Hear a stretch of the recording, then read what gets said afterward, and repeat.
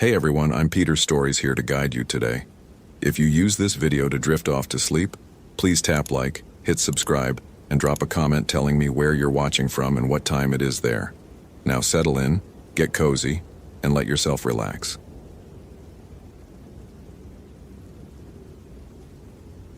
Olympic National Park, Washington, October 2011. The phone shattered Chris Brennan's sleep at 6:47 a.m., its harsh digital trill cutting through the pre-dawn darkness of his ranger station cabin. He fumbled for it, knocking over a half-empty mug of yesterday's coffee, the cold liquid spreading across paperwork he'd meant to file a week ago. Olympic National Park, Ranger Brennan. The woman's voice came through fractured, desperate. My daughter, she's gone. We camped at Hoh River and she went to the bathroom last night and... A sob interrupted the flow of words. She never came back. It's been 9 hours. 9 hours. Chris was already pulling on his uniform pants, phone wedged against his shoulder. Ma'am, I need you to stay calm. What's your daughter's name? Sophia. Sophia Martinez. She's 16. She had her flashlight, but God, I should have gone with her. I should have. Mrs. Martinez, listen to me. Where exactly were you camped? The Hoh River Campground, Site 14.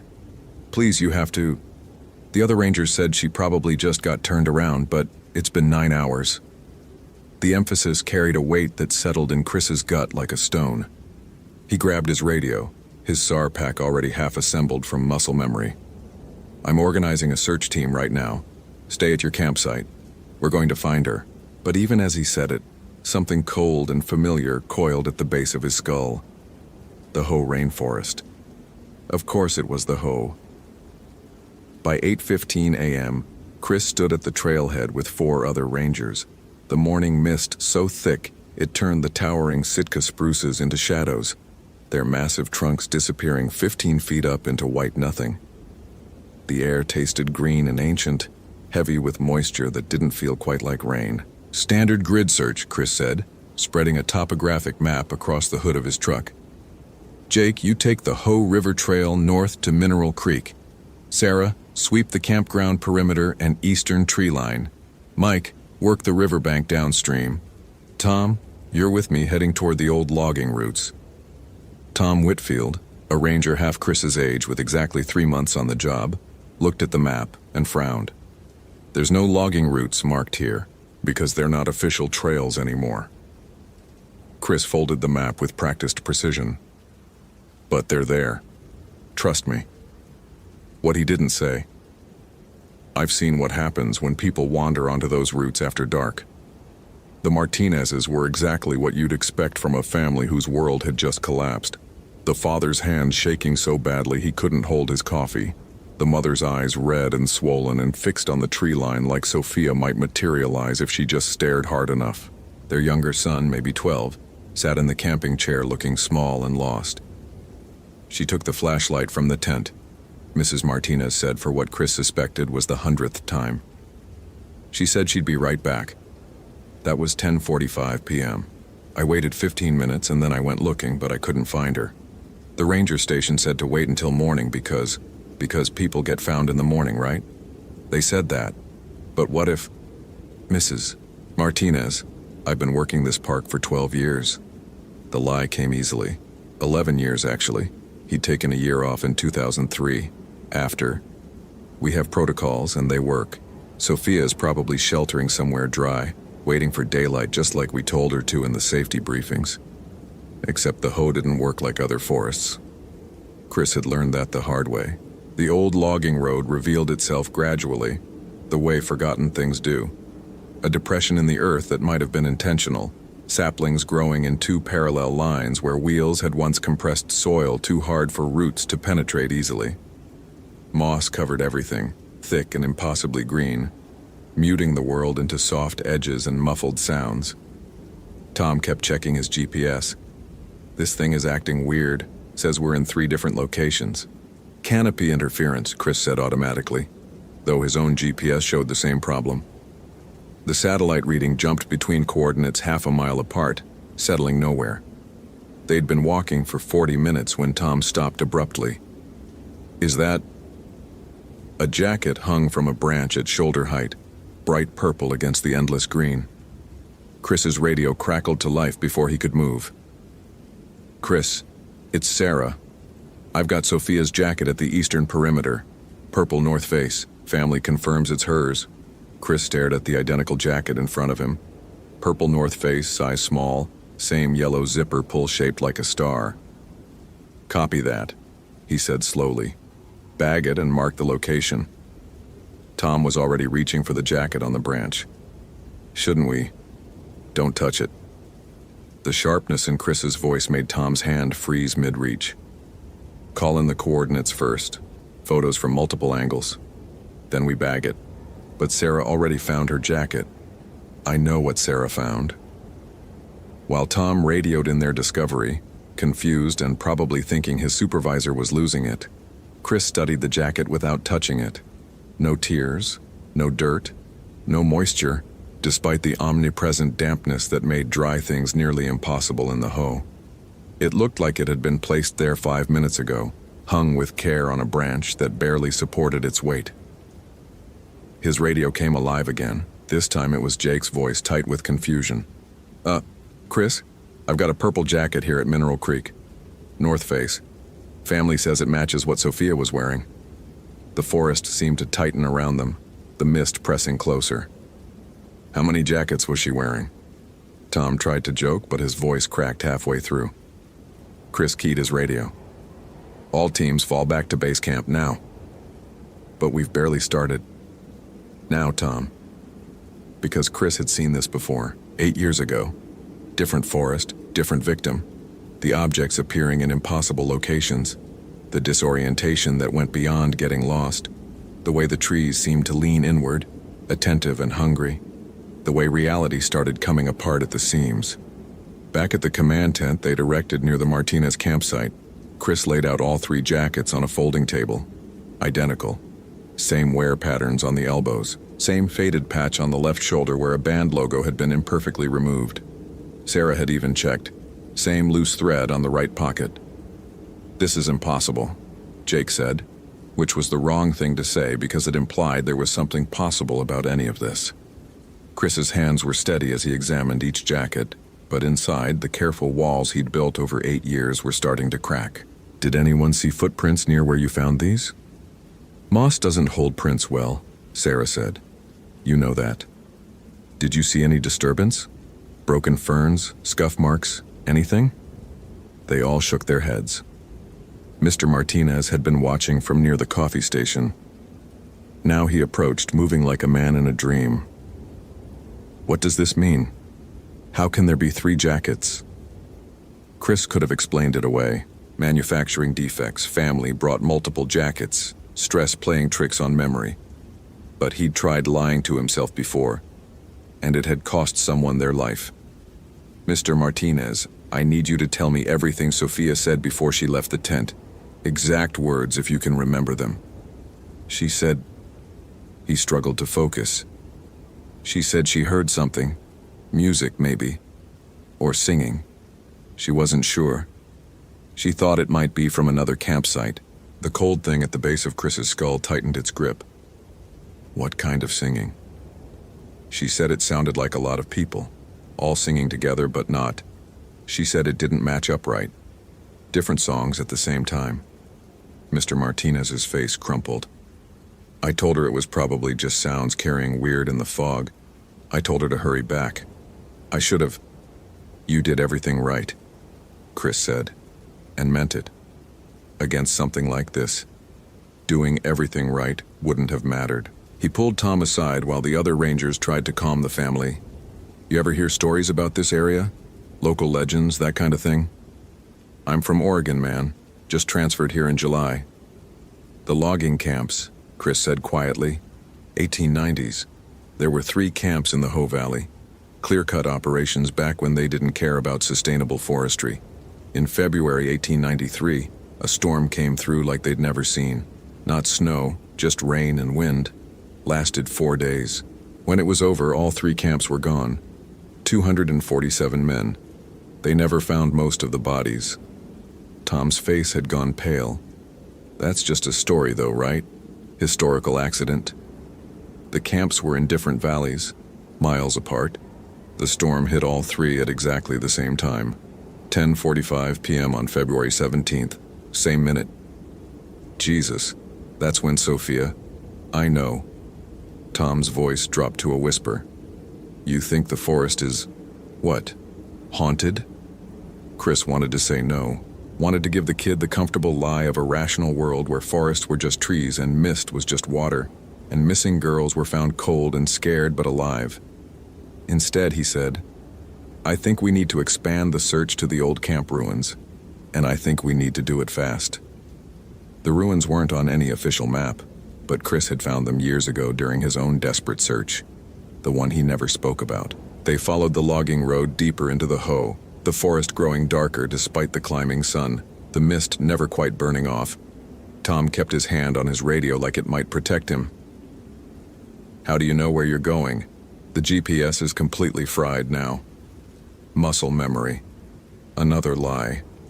The truth was, Chris could feel the ruins pulling at him, the same sickness in his gut that had led him here before. Like the forest knew what he was looking for and was eager to show him. They found the first remnants after 90 minutes. Rotted beams half consumed by moss, rusted saw blades grown into tree trunks. The metal and wood fused over decades into something that wasn't quite natural and wasn't quite manufactured anymore. The trees here grew differently, twisted around the forgotten camp in patterns that seemed almost deliberate. And then he saw Sophia. She stood 30 yards ahead, purple jacket bright against the green, her back to them, perfectly still, not shivering despite the cold, not looking around, just standing there like she was waiting for something. Sophia, Tom shouted, relief flooding his voice. Sophia Martinez. She didn't turn. Chris grabbed Tom's arm before he could run forward. Wait. What? We found her. She's... Look at her shadow. The mist was thick, but not so thick that a 16-year-old girl shouldn't cast some kind of shadow in the filtered morning light. Sophia cast none. She stood on the moss-covered ground as if she weighed nothing, disturbing nothing, connected to nothing. Sophia, Chris called out, keeping his voice level. Can you hear me? The girl turned, and Tom made a sound in his throat that wasn't quite a scream. Her face was Sophia's face. The photo from the missing person report, 13-year-old features, Hispanic heritage in her dark eyes and hair. But it was also not. Something in the expression was wrong. Too blank. Too waiting. Found me, she said, except her voice overlapped with itself. Dozens of versions speaking the same words at infinitesimally different moments, creating a sound like a choir out of sync. You found me, found me, found me. Tom had his radio out, hands shaking. Base camp. This is Tom. We've located. The Sophia thing tilted its head at an angle that human necks didn't quite accommodate.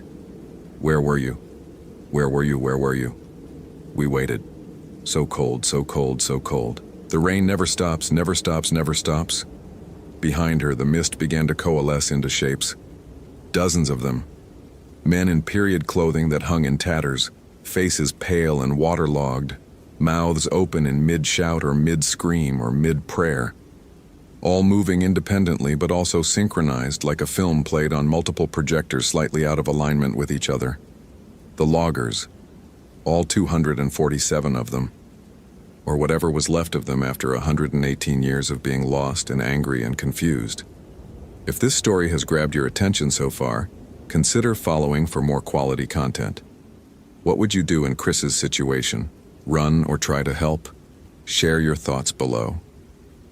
Chris's vision was starting to fracture at the edges, the forest multiplying into overlapping versions of itself. He'd seen this before, felt reality starting to come unglued, his mind unable to process the impossible and starting to shut down in self-defense. But this time he had Tom with him. This time he couldn't afford to break. They're not ghosts, Chris said, his voice steadier than he felt. Not exactly. Something happened to them in that storm, something that trapped them between moments, between states. They're confused, reaching out, and Sophia got too close. How do you know that? Tom's voice was climbing toward panic. Because 8 years ago I lost my partner the same way. We were doing a night search in Gifford Pinchot. Found him 3 days later. He was wrong. Said things that didn't make sense. Showed up in multiple locations at once. When we finally got close enough, he turned into this. Chris gestured at the approaching collective. This fracture. And I ran. I left him there and I ran. And they never found him. The Sophia thing stepped closer and Chris could see tears running down her face. Her real face underneath whatever the collective had wrapped around her. The real Sophia, still in there, still aware. Help, help, help, she whispered in that awful overlapping voice. I'm so lost, lost. Can't find my way. Tom had his knife out, which would have been funny if everything wasn't so terrible. What do we do? Chris pulled out his flashlight, though the morning was bright enough. He'd learned this the hard way. The collective existed in a temporal fracture, stuck in that February night in 1893. They didn't see the daylight that Chris and Tom saw. They were still experiencing the storm, the darkness, the rain that had consumed them. We give them what they never got, Chris said. A way out of the dark. He clicked on the flashlight, the LED beam cutting through the mist. Then he started walking toward Sophia, toward the collective, every instinct screaming at him to run like he'd run before. This is insane, Tom hissed, but he clicked on his own flashlight and followed. The effect was immediate. The overlapping figures stopped their advance, dozens of faces turning toward the lights like plants toward the sun. Chris could hear them now, really hear them. Not just the overlapping voices, but the individual words underneath. Confusion, fear, desperation. We're here to help, Chris called out, projecting his voice through the fractured space. You're lost, we know, but we can guide you back. Back. The collective spoke through Sophia's mouth. No back, no back, no back. Only forward, only dark. Chris was close enough now to see Sophia's real eyes tracking behind the collective's influence, aware and terrified. Listen to me, he said, speaking directly to her, ignoring the collective. Sophia Martinez, your mom is waiting at campsite 14. Your dad and your brother, they're waiting for you. You're not alone. The collective recoiled as if burned. Alone, all alone. 247, and alone. And Chris finally understood. They weren't trying to hurt Sophia. They were trying to not be alone. Trapped in that moment of dying together, they'd reached out to anything that came close, pulling it into their fractured existence. Not malicious, just desperately, eternally lonely. You don't have to be, Chris said. He could feel the collective's attention focusing on him now. Hundreds of desperate minds turning toward his voice. We remember you. The camps, the storm. We tell your story. You're not forgotten. It was a small lie. The logging camps were a footnote in park history, barely remembered. But Chris said it with enough conviction that it became true in that moment. Not forgotten? The voices were separating, becoming individuals. Never forgotten. And you don't need her. Chris held out his hand to Sophia. Let her go home. She has people waiting. Don't trap someone else in your darkness. For a long moment, nothing moved. The forest held its breath. Then the Sophia thing shuddered and the real Sophia stumbled forward, collapsing into Chris's arms. She was freezing, hypothermic, her lips blue and her breathing shallow. But she was her again, solid and real and singular. The collective stood where she'd been, their forms solidifying for just a moment into distinct individuals. 247 men with faces and names and histories that had been lost to time. Chris saw recognition in some of their eyes. Gratitude, maybe. Or just relief that someone finally saw them as more than a mass of confused spirits. Then the mist swallowed them, and they were gone, not destroyed. Chris could still feel them in the forest, woven into the ancient trees and the endless green. But no longer reaching, no longer quite so desperate. Tom carried Sophia most of the way back while Chris radioed ahead for medical support. She drifted in and out of consciousness, mumbling about cold and music and voices that wouldn't stop singing their different songs. The doctors would call it severe hypothermia and exposure. Chris wouldn't correct them. Mrs. Martinez's scream when they emerged from the tree line was the sound of a world being put back together. She and Mr. Martinez ran to meet them, and Chris stepped back to let them have their moment, the reunion he'd been denied 8 years ago. Sarah appeared at his elbow. The other 2 jackets disappeared. They were right there on the table, and then they just weren't. "Yeah," Chris said. "That happens." "That's it? That happens? Chris, what the hell did you and Tom find out there?" He watched the Martinez family, watched Sophia beginning to cry in her mother's arms, watched the father's hands finally steady as he stroked his daughter's hair, watched them become whole again. "We found her," Chris said simply. "Sometimes that's enough." The paperwork called it a successful rescue following standard SAR protocols. Sophia had gotten disoriented in the dark, fallen and hit her head, sheltered in a fallen log until the search team located her. The medical evaluation supported the narrative. Mild concussion, stage 2 hypothermia, some confusion and short-term memory loss consistent with head trauma. No one mentioned the jackets. No one asked why Sophia's last clear memory was of being surrounded by men in old-fashioned clothes, all singing different songs at the same time. 3 days later, Chris returned to the old logging camp ruins alone. The mist was lighter in the afternoon and the forest felt different, still ancient and strange, but not quite so hungry. The collective was still there. He could sense them, but they weren't reaching anymore.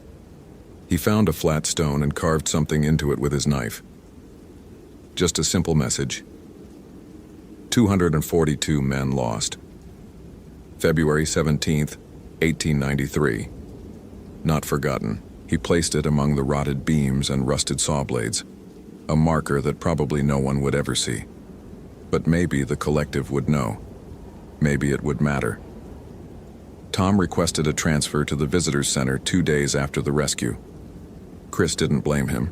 Some people weren't built for the parts of the job that didn't make it into the manual. Chris stayed, because someone had to, because the Olympic National Park sprawled across nearly 1 million acres, and the Ho was just one valley among many.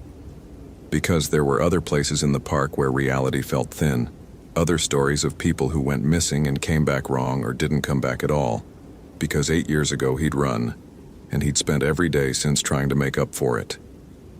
On his day off, Chris drove out to the coast, to the stretch of Olympic Beach, where the forest met the ocean. He sat on the driftwood logs and watched the waves, letting the sound of the surf drown out the overlapping voices that sometimes still echoed in his head. His phone buzzed, a text from a number he didn't recognize. "Thank you for bringing our daughter home." The Martinez's, Chris typed back, "Just doing my job," then deleted it. Typed, "I'm glad she's safe," then deleted that too. Finally, he just wrote, "Take care of each other." The sun was setting, painting the Pacific in shades of orange and pink that seemed almost too vibrant to be real. Chris thought about temporal fractures and collective consciousness in forests that remembered every person who'd ever died within them. He thought about the difference between ghosts and echoes, between malice and desperation. Mostly he thought about Sophia Martinez, alive and recovering, learning to reconcile whatever she'd experienced with a world that would tell her it was just head trauma and hypothermia and shock. He hoped she'd be okay. He hoped she'd find a way to make sense of it that didn't involve losing herself to the memory. He hoped that when the forest called to her again, because it would eventually, it always did, she'd be strong enough to recognize the difference between help and hunger. The waves crashed against the shore, indifferent and eternal. Chris finished his coffee, cold now in the evening air, and drove back to his cabin. There would be another call eventually, another missing person, another chance to do it right. And maybe next time, he wouldn't have to remember what it felt like to run. Thank you for reading to the end. If you enjoyed this narrative, please consider following for more compelling stories. What's your interpretation of what really happened to Sophia in the forest? I'd love to read your theories in the comments.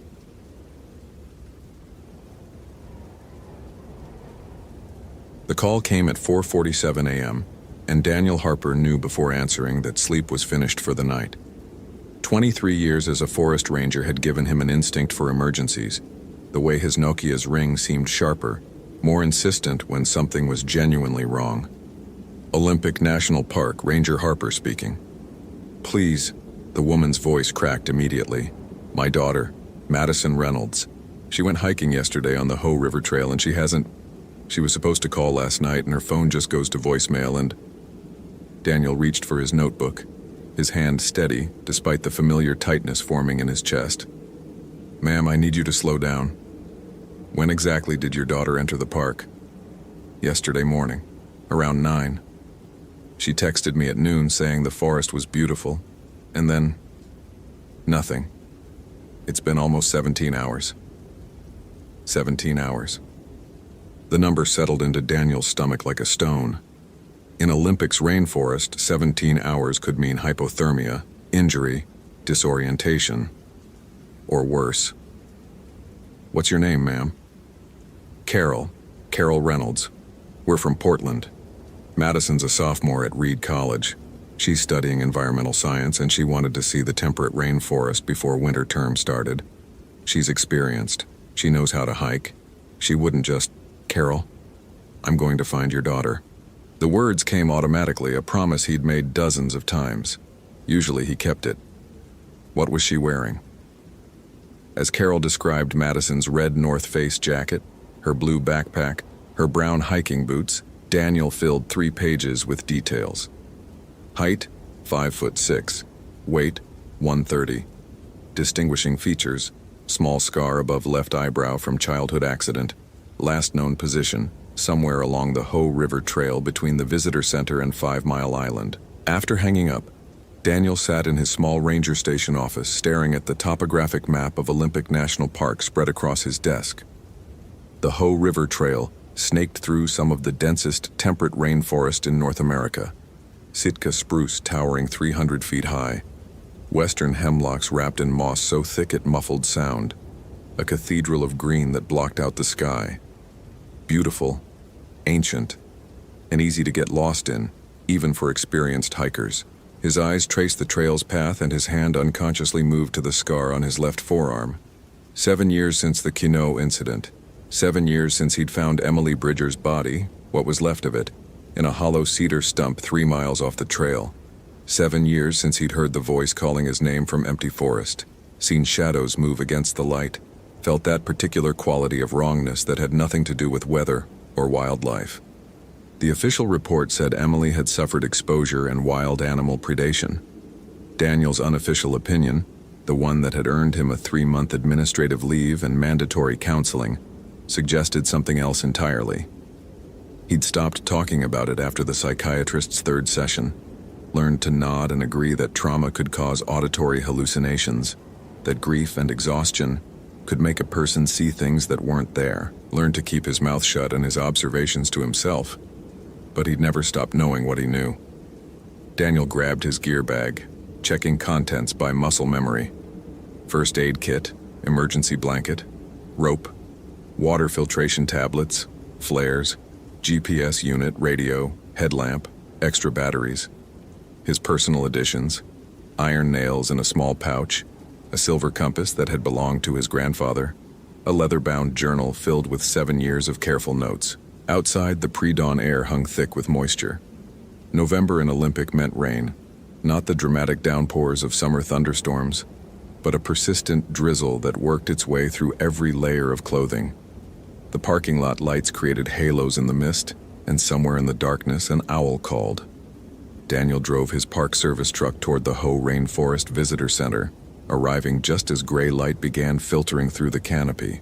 The parking lot held only 4 vehicles.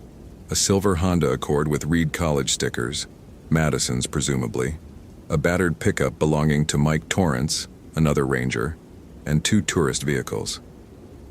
Mike was waiting by the trailhead, a thermos of coffee in his hands. At 63, he was a fixture at Olympic, with a face weathered by decades of Pacific Northwest weather and a reputation for finding lost hikers. Heard the call on the radio, Mike said, offering Daniel a cup. 19-year-old solo hiker out of contact since yesterday noon. That's right. Daniel accepted the coffee, grateful for the warmth. Weather yesterday was stable. No storm warnings, no flash flood risk. Trail conditions good.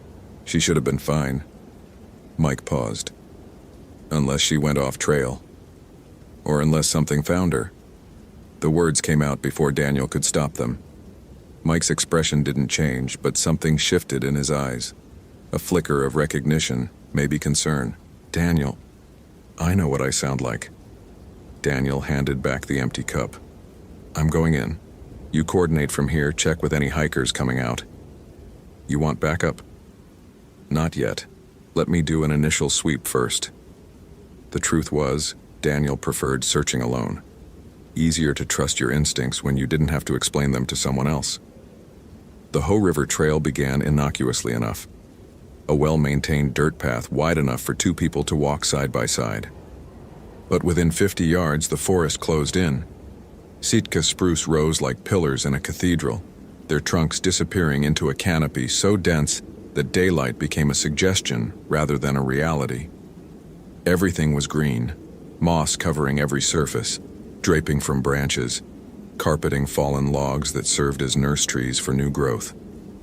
The air itself seemed green, filtered through layers of chlorophyll. Daniel moved at a steady pace, eyes scanning for any sign of disturbance. Fresh footprints in mud, broken branches, torn clothing, dropped equipment, anything. At the 1-mile marker, he found the first trace, a granola bar wrapper tucked under a fern, the packaging still bright against the damp earth. Nature Valley oats and honey. He bagged it carefully, noting the location on his GPS. The forest pressed close on all sides, muffling the sound of the Hoh River rushing somewhere to his left. In summer, this trail teemed with tourists. In November, Daniel had it to himself. Just him and the trees and the oppressive silence. At 2 miles, the trail split, the main path continuing toward 5 Mile Island, a smaller path branching toward the river. Daniel stopped, studying the junction. Footprints in the mud, fresh enough to have been made yesterday. Boot treads matching the description Carol had given for Madison's hiking boots. The prints headed toward the river path. Daniel followed. The path narrowed, becoming less maintained. Roots crossed the trail like tripwires. The sound of the Hoh River grew louder, and through gaps in the trees, Daniel caught glimpses of gray-green water moving fast over river stones. And then he heard it. Help! The voice came from ahead and to the right off the trail. Female, young, weak. Daniel's hand went to his radio. This is Harper. I've got a possible contact with the missing hiker. Approximately 2.3 miles in, river access path. Heading off trail to investigate. Mike's response crackled back. Copy that. Proceed with caution. I'm notifying search and rescue to stage. Daniel moved toward the voice, pushing through sword ferns and salal, his boots sinking into ground so saturated it squelched with every step.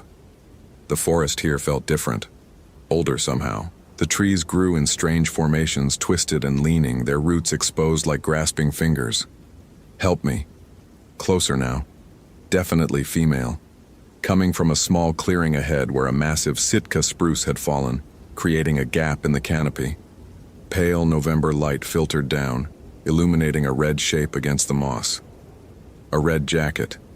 North Face. Madison's jacket. Daniel approached carefully, his heartbeat loud in his ears. Madison Reynolds? The figure didn't move. He circled around, coming at the clearing from a different angle, and that's when he saw. The red jacket lay crumpled on the ground, empty. No body inside. Just the jacket, arranged almost carefully atop a bed of moss. Daniel froze, every instinct screaming. Help me, please. The voice came from behind him now. He spun, hand on the canister of bear spray at his belt, but saw nothing except trees and ferns and shadows. Madison? His voice sounded thin, swallowed by the forest. Daniel, his blood turned to ice. The voice, it was his own voice calling his own name from somewhere in the trees. If this story is capturing your attention, follow for more quality content. What would you do in Daniel's situation? Share your thoughts below. Daniel backed toward the clearing, keeping his eyes on the forest. His hand found his radio. Harper to base. I found the subject's jacket, but not the subject. Situation is... He paused, weighing his words. Situation is unusual. Requesting immediate backup. Copy, Harper. What do you mean by unusual? How to explain it?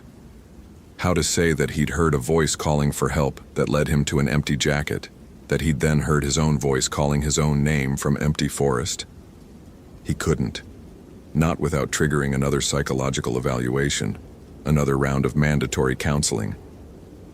Just send backup, Daniel said, and bring thermal imaging if you've got it. He approached the red jacket carefully, using a stick to lift it. Definitely Madison's. He could see her Reed College ID card still clipped to a pocket. No signs of violence, no blood, no tears, no indication of struggle. Just a jacket, removed and placed almost reverently on the moss. Daniel's fingers found the leather journal in his pocket. 7 years of notes. 7 years of patterns he'd observed but couldn't prove. Missing hikers whose belongings were found arranged in small clearings. Rescue teams who reported hearing voices calling from empty forest. Search dogs that refused to track beyond certain points, whining and pulling away from invisible barriers. The Quinault incident had been the worst. Emily Bridger, 24 years old, experienced backpacker. They'd found her 3 days after she went missing, and Daniel had been first on scene. He'd heard her voice calling for help, had followed it to that hollow cedar stump. What he'd found inside had ended his sleep for months and filled pages of his journal with desperate attempts to understand. The official report said exposure and predation. But Emily's body had been desiccated, withered like she'd been dead for months rather than days. And her face had been twisted in an expression of such pure terror that Daniel had needed 3 tries before he could call it in on the radio. The psychiatrist said trauma could distort memory, that Daniel's mind might have exaggerated what he'd seen as a defensive mechanism. But Daniel had taken photos. He'd documented everything. And when he'd tried to show the photos to his superiors, they'd been corrupted.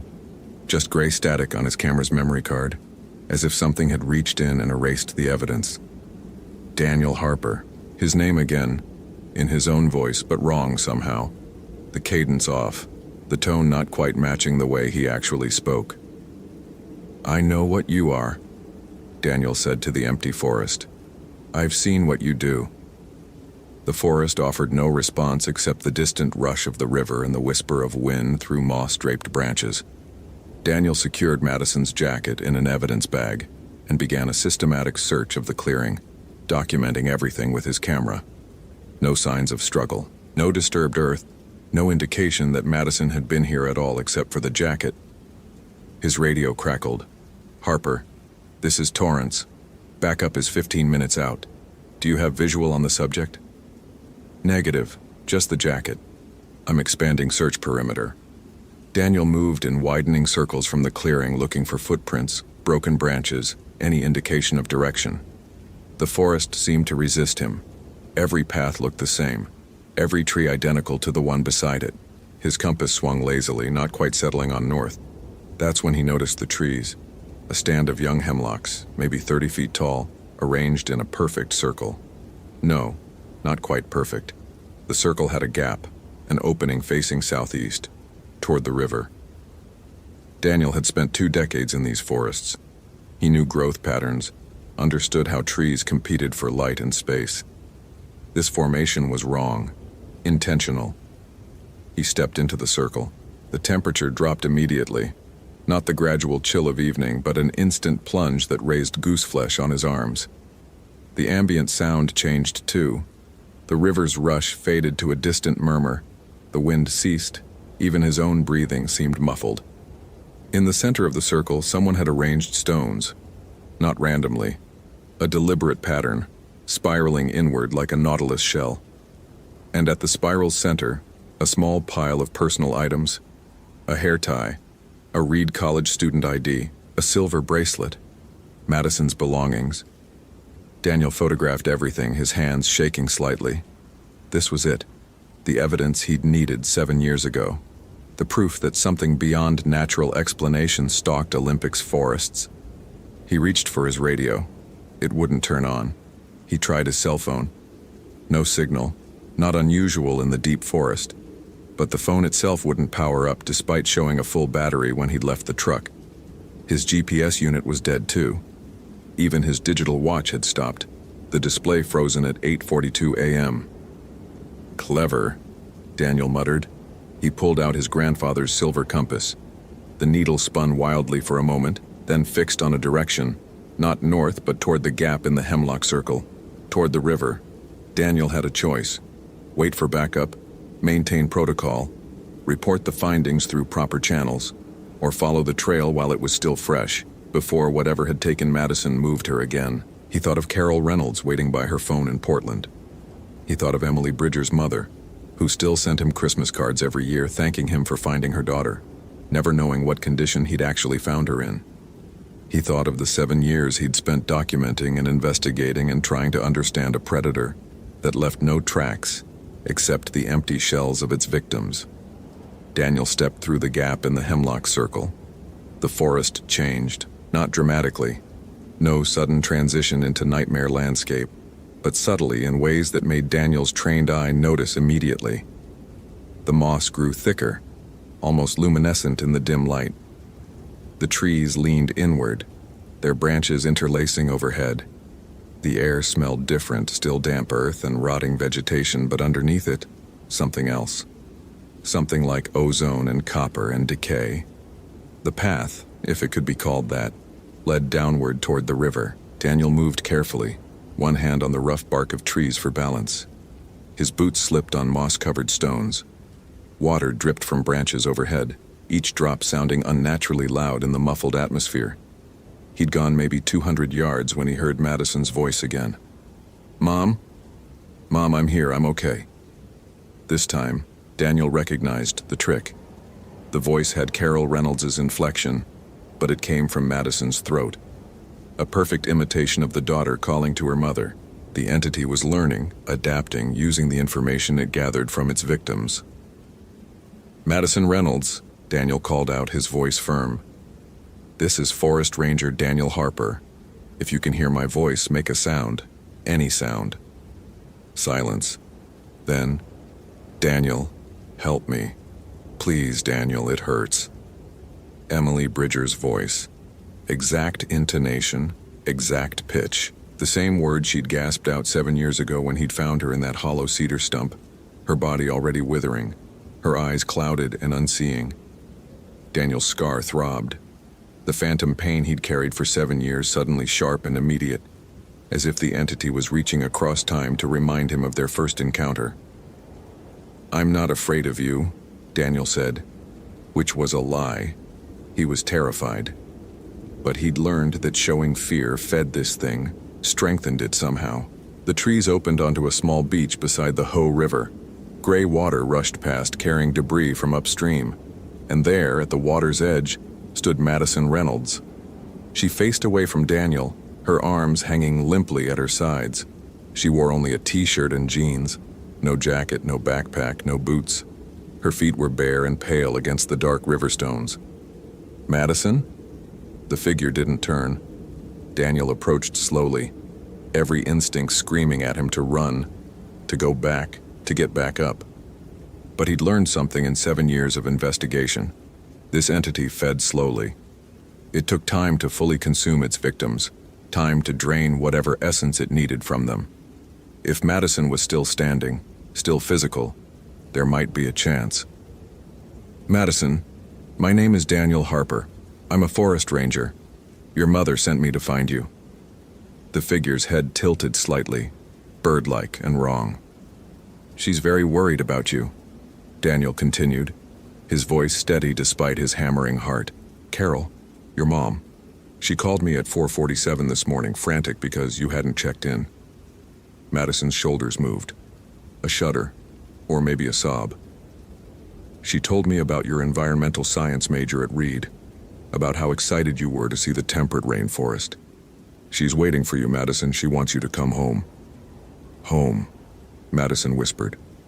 Her voice sounded hollow, echoing like she was speaking from the bottom of a well. "I don't remember. Where is home?" Daniel was close enough now to see the back of her head, her dark hair matted and tangled with bits of moss and cedar.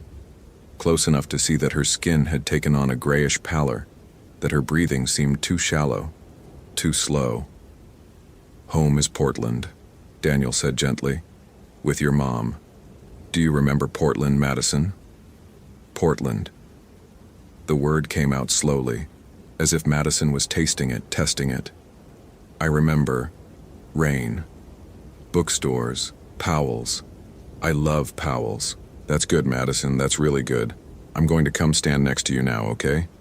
And then we're going to walk out of here together." He moved alongside her, carefully avoiding any sudden movements.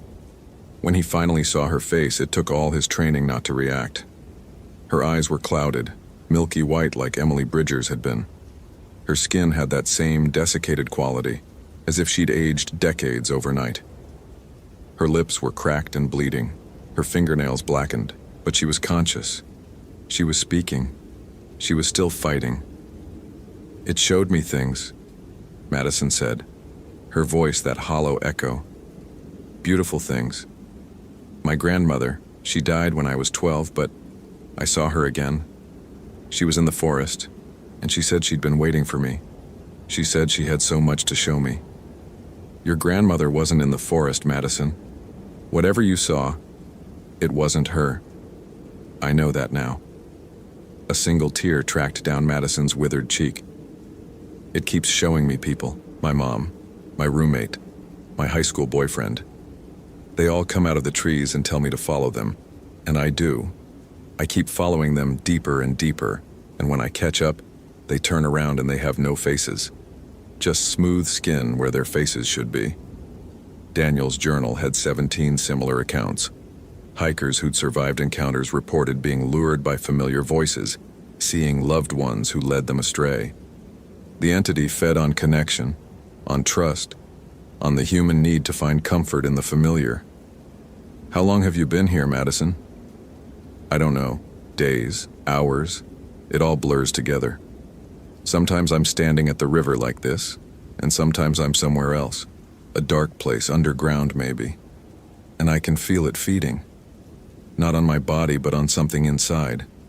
My memories maybe. Or my sense of self. Every time I come back to the surface, I remember less. I know my name, but I can't picture my mother's face anymore. I know I go to school, but I can't remember what I'm studying." The entity was consuming her identity, Daniel realized.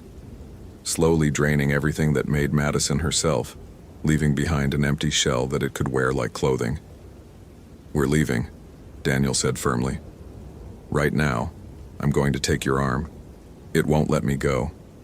I don't care what it will or won't." "Daniel," Madison finally turned to look at him with those clouded eyes. "It's not showing me loved ones anymore. It's showing me you. Multiple versions of you. You're standing in the trees all around us, watching. Some of you are smiling. Some are just staring.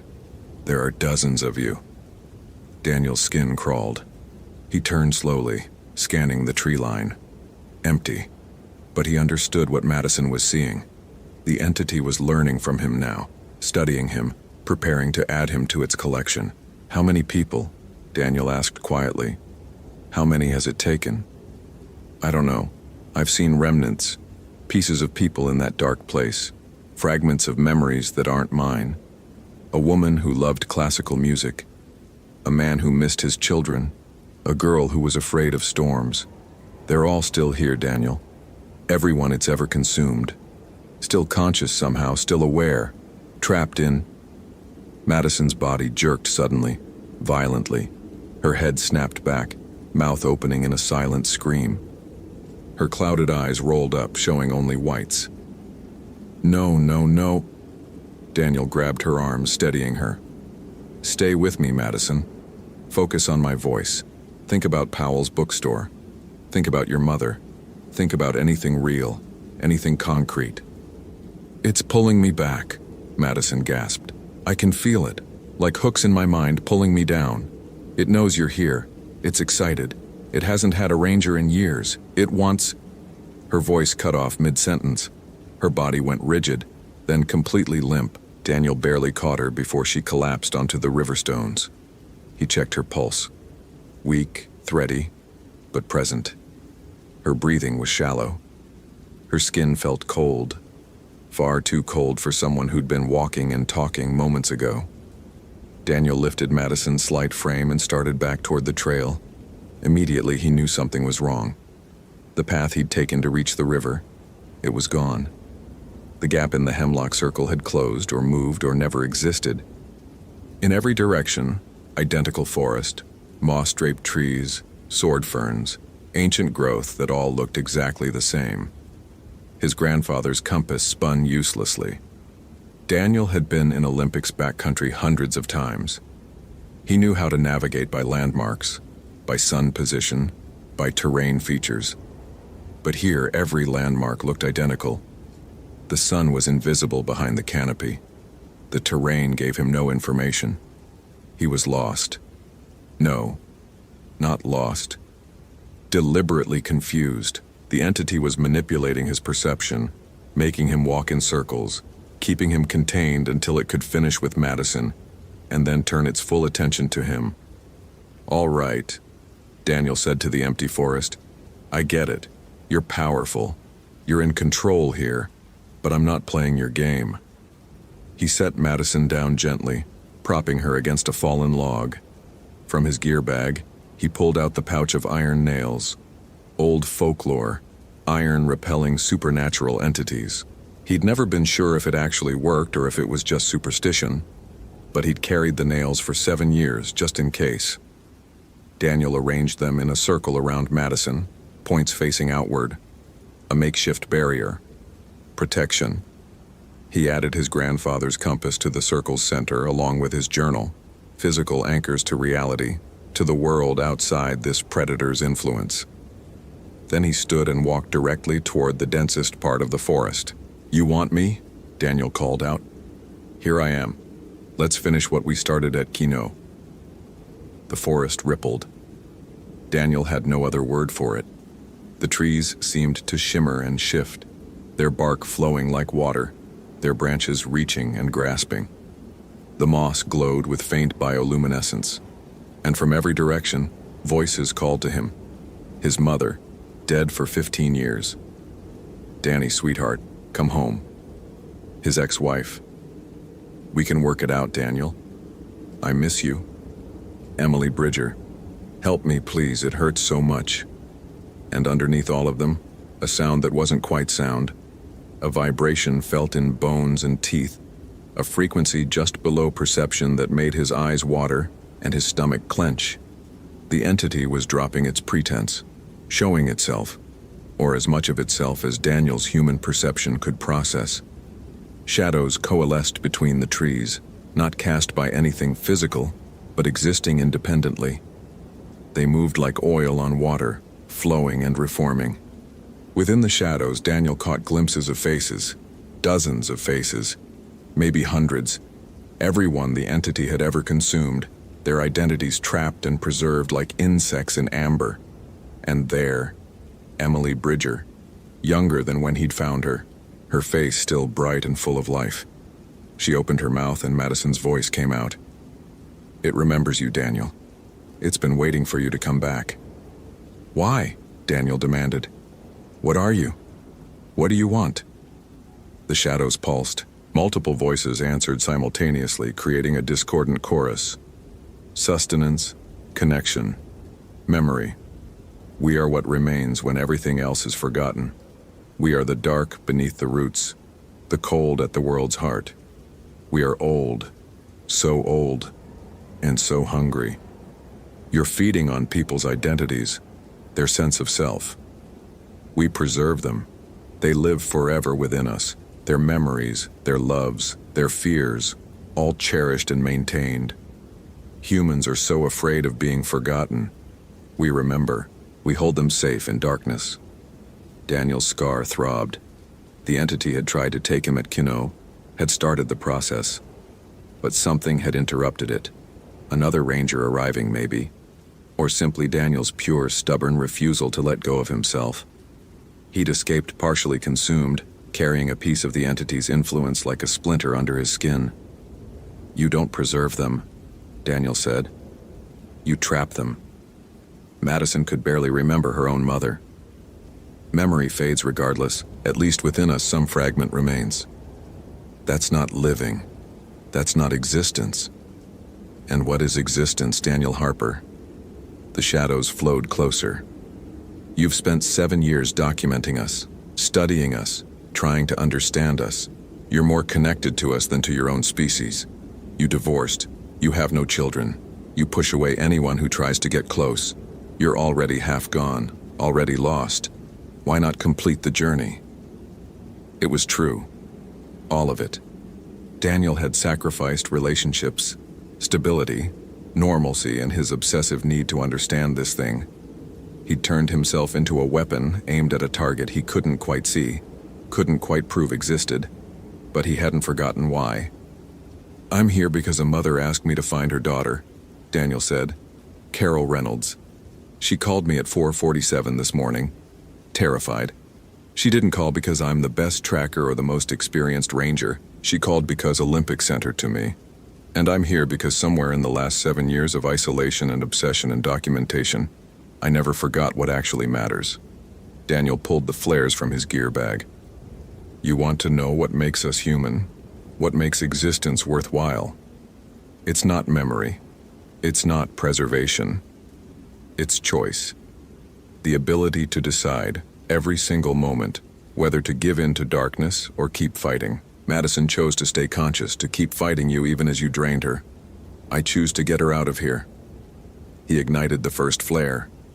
Brilliant red light exploded through the forest, harsh and chemical and entirely unnatural. The shadows recoiled, hissing. "Iron and fire," Daniel said. "Old protections. You're ancient, but you're not invincible." He ignited the second flare and threw it into the densest concentration of shadows. The entity shrieked, a sound that made Daniel's ears pop and his vision blur. The shadows writhed and convulsed, faces appearing and disappearing within their mass. The forest snapped back into normal configuration. The hemlock circle reappeared to Daniel's left, its gap facing exactly where he'd left Madison. The river's sound returned, loud and immediate. His compass stopped spinning and pointed true north. Daniel ran. Madison was still propped against the log, still unconscious but breathing. Daniel scooped her up and plunged through the hemlock circle, ignoring the temperature drop, ignoring the way the trees seemed to lean inward and grasp. He clutched the third flare in his free hand, ready to ignite it if the shadows returned. The forest fought him. Roots appeared where none had been moments before. Branches snagged his clothing. The ground became slick and treacherous. But Daniel had navigated Olympic's backcountry for 2 decades. He knew how to read terrain, how to find the path even when the forest tried to hide it. His radio crackled to life. "Harper, this is Torrance. Do you copy? What's your location?" "Torrance," Daniel gasped out between breaths. "I've got her. Subject is alive but unconscious. I'm heading back to the main trail now." "Copy that. We've got search and rescue staged at your last known position. Can you give us coordinates?" Daniel checked his GPS. It powered on immediately, showing his position clearly. 2.7 miles from the visitor center, off the river access path. "I'm 200 yards north of the stone spiral," he said, knowing Mike would understand the reference from his years of experience in the forest. "Roger, stay on the line. We're coming to you." Behind Daniel, the shadows gathered one last time. He could feel them, a cold pressure at his back. Emily Bridger's voice drifted through the trees. "You can't save them all, Daniel. We'll still be here. We'll always be here. And someday, you'll come back to us." "Maybe," Daniel muttered. "But not today." He burst onto the main trail just as Mike Torrance appeared with 3 search and rescue personnel. They surrounded Daniel immediately, taking Madison from his arms, checking her vitals, radiating efficiency and competence. "Jesus," Mike breathed, looking at Madison's withered face. "What happened to her?" "Severe exposure and dehydration," Daniel said automatically. The official explanation. the one that would go in the report. Get her to the hospital. Life flight if possible. She needs IV fluids and warming protocols immediately. The search and rescue team worked quickly, loading Madison onto a stretcher. Within minutes, they were moving back down the trail at a jog, their radio communication echoing through the forest as they coordinated with the ambulance waiting at the visitor center. Mike stayed behind with Daniel, studying his face. You look like hell. I feel like hell. What really happened out there? Daniel considered lying, considered offering the same official explanation that would satisfy the reports and keep his job secure. But Mike had worked these forests for 40 years. Mike had seen things too, Daniel suspected. Things he didn't talk about because talking meant risk and scrutiny and disbelief. The same thing that happened to Emily Bridger, Daniel said quietly. The same thing that's been happening in Olympic for God knows how long. Mike was silent for a long moment. Then, I've been hoping I was wrong, hoping it was just coincidence, or my imagination, or, you're not wrong. Can it be stopped? Daniel thought about the shadows, the faces trapped within them, the entities claimed to be old and hungry and vast. I don't know, but it can be resisted. Madison fought it. I fought it. Maybe that's enough. They walked back toward the visitor center together, the forest slowly lightening as true morning arrived. By the time they reached the parking lot, full daylight had transformed Olympic back into a tourist destination. Beautiful, ancient, and seemingly benign. Carol Reynolds was waiting by the ambulance when they arrived, having driven from Portland the moment search and rescue called. She looked like she hadn't slept in days, her face lined with worry. But when she saw the paramedics loading Madison into the ambulance, when she heard her daughter was alive, the relief that flooded her features made Daniel remember why he did this job. Thank you, Carol said, gripping Daniel's hand. Thank you for finding her. She's strong, Daniel said. She never stopped fighting. At the hospital in Forks, doctors stabilized Madison. She remained unconscious for 36 hours, but when she finally woke, she remembered everything. Too much, maybe. The psychiatrist noted signs of severe trauma and recommended long-term counseling. The official diagnosis was exposure-induced delirium with associated hallucinations. Daniel visited her once, 3 days after the rescue. Madison's eyes had cleared. No more cloudy whiteness. Her skin tone had improved. She looked like a normal 19-year-old recovering from a hiking accident. But when she saw Daniel, something flickered in her expression. Recognition, understanding. It's still there, she said quietly, once her mother had left to get coffee. In the forest, waiting. I know. What do? We live, Daniel said. We remember. We warn others when we can. We don't give it what it wants. What does it want? To be the only thing that remembers us after we're gone. Madison was silent for a moment. Then, there were others in that dark place. I felt them. They're still conscious, Daniel. Still aware, still trapped. I know. Can they be freed? I don't know, Daniel admitted, but I'm going to try to find out. He left the hospital and drove back to Olympic, back to his small ranger station, back to his journal filled with 7 years of observations and theories.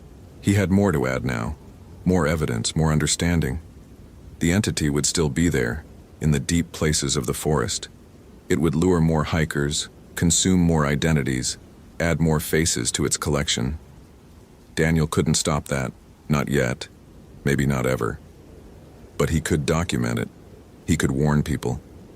He could be ready for the next call, the next desperate parent, the next chance to pull someone back from the shadows. At his desk, Daniel opened his journal to a fresh page and began writing. The November rain drummed against his window, and the forest beyond pressed close in the darkness, ancient and patient and hungry. But Daniel Harper was patient too, and he wasn't finished fighting. Thank you for reading to the end. If you appreciated this narrative, consider following for more engaging stories. What's your interpretation of Madison's fate? Did she truly escape, or does she carry something with her still? I'd love to read your theories in the comments.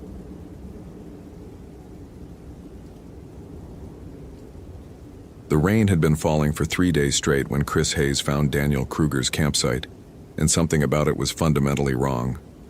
Chris had been a ranger at Tongass National Forest for 11 years. He'd seen dozens of abandoned campsites, recovered bodies from crevasses, talked down suicidal hikers, and once spent 48 hours tracking a confused elderly man through a blizzard. He prided himself on his rationality, his systematic approach to search and rescue operations. There was always an explanation, always a logical chain of events that led from point A to point B. But Daniel Kruger's tent sat in a small clearing near Kuyu Island's northeastern shore, and nothing about the scene followed any logical pattern Chris had ever encountered. The tent itself was intact, properly staked, rainfly secured. Inside, Chris found Kruger's sleeping bag neatly rolled, his backpack organized with the precision of an experienced hiker. Food hung properly in a bear bag 20 yards away. Nothing was missing except Kruger himself, his boots, and his jacket. The GPS unit sat on top of the sleeping bag, still powered on, battery at 47%. The last waypoint marked was the campsite itself, logged at 11:47 p.m. 3 nights ago. What made Chris's skin prickle wasn't what was there, it was what surrounded it. The footprints started at the tent entrance. Daniel's boots, size 11, deep impressions in the mud heading north toward the shoreline. Chris followed them with his flashlight even though it was only 4 in the afternoon. The canopy here was so dense that twilight came early. The prints were clear, purposeful, the gait normal. Then, 30 yards from the tent, they simply stopped. Not faded, not obscured by rain or debris, just stopped, mid-stride, as if Daniel Kruger had been plucked from the earth by an invisible hand. Chris circled the area 3 times, expanding his search radius, looking for any sign of where the prints continued. Nothing. The undergrowth was undisturbed. No broken branches, no torn moss, no indication that anyone had veered off the path. The prints just ended in a small depression of mud, the last one showing the full outline of the boot, toes pointed north. He keyed his radio. "Base, this is Hayes. I'm at the Kruger site. Something's not right here." Static crackled. "Define not right, Chris." That was Sarah Mendez, the operations coordinator. Her voice always sounded tinny through the radio, but there was an edge to it now. "Prints terminate without explanation. No signs of struggle, no blood, no indication of animal activity. It's like he just vanished mid-step." A pause. "Are you saying?" "I'm saying I need more time here. There's something I'm missing, something obvious, there has to be." "Copy that, weather's deteriorating. You've got maybe 2 hours before the next storm cell hits. After that, we're pulling you out." Chris acknowledged and clipped the radio back to his belt. 2 hours. He'd need less than that. There was always an explanation. He returned to the campsite and began a methodical grid search, photographing everything, documenting each detail in his weatherproof notebook. That's when he found the second set of prints. They were smaller, barefoot, with an oddly elongated shape that reminded Chris of what? He crouched down, studying them in the beam of his flashlight. The prints were fresh, less than a day old based on the water accumulation. They emerged from the tree line to the east, circled the tent twice, then headed toward the shore, paralleling Daniel's boot prints but offset by about 6 feet. Chris's rational mind cataloged the observations. Human-shaped but wrong proportions, 2 long toes, weight distribution suggesting a strange gait, probably a hiker with deformed feet, maybe barefoot for some inexplicable reason. Except no one would go barefoot in Tongass.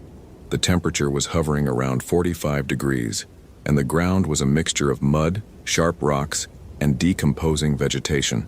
He followed the barefoot prints toward the shore, his breath forming small clouds in the damp air.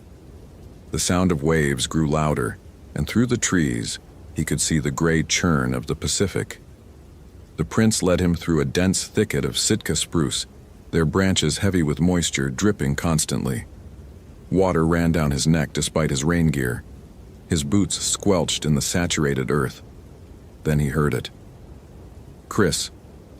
His name. Clear as day. A man's voice coming from somewhere ahead near the shoreline. Chris froze. Daniel? Daniel Kruger? No response. Just the rush of waves and the patter of rain on leaves. Daniel, if you can hear me, I'm Ranger Hayes. I'm here to help you. Nothing. Chris moved forward, more cautiously now, one hand on his radio. The barefoot prints continued ahead of him, becoming deeper, as if whoever made them had started running. And there, he stopped abruptly. There was blood, just a few drops, dark and fresh, splattered across a fallen log.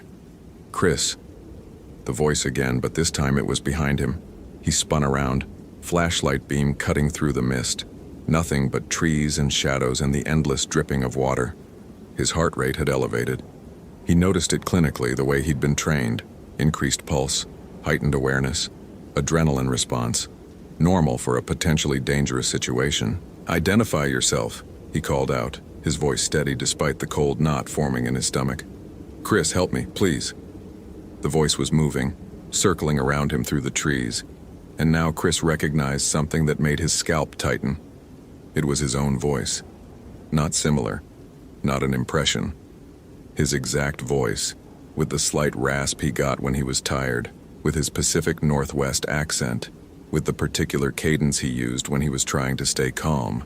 This isn't funny, Chris said, speaking to the forest, to whoever was out there mimicking him. This is a search and rescue operation. If you're interfering, you're breaking federal law. Laughter echoed through the trees, not his voice this time. Higher pitched, almost childlike, but with a wet, gurgling quality that made Chris think of drowning. He backed toward the campsite, keeping his flashlight moving, scanning the shadows. The rational part of his brain was screaming at him. Wildlife with unusual vocalizations, maybe a bird he didn't recognize, acoustic anomalies caused by the terrain and weather. But 11 years in Tongass had taught him every bird call, every animal sound. This was something else. The barefoot prints, the circling, the voice mimicry. And then, like a punch to the gut, Chris remembered the conversation he'd had with Tommy Brightwing 6 months ago. Tommy was Tlingit, a subsistence hunter who'd been coming to these islands his whole life. They'd shared coffee in Chris's ranger station during a storm, and Tommy had told him stories. Old stories. Stories about the Kushtaka. Land otter men, Tommy had said, his weathered face serious. They look like otters, but they can take human shape, half and half.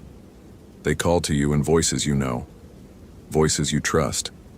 They lead you to the water, and then, he'd made a gesture, fingers rippling like water. You drown, or worse, you become one of them.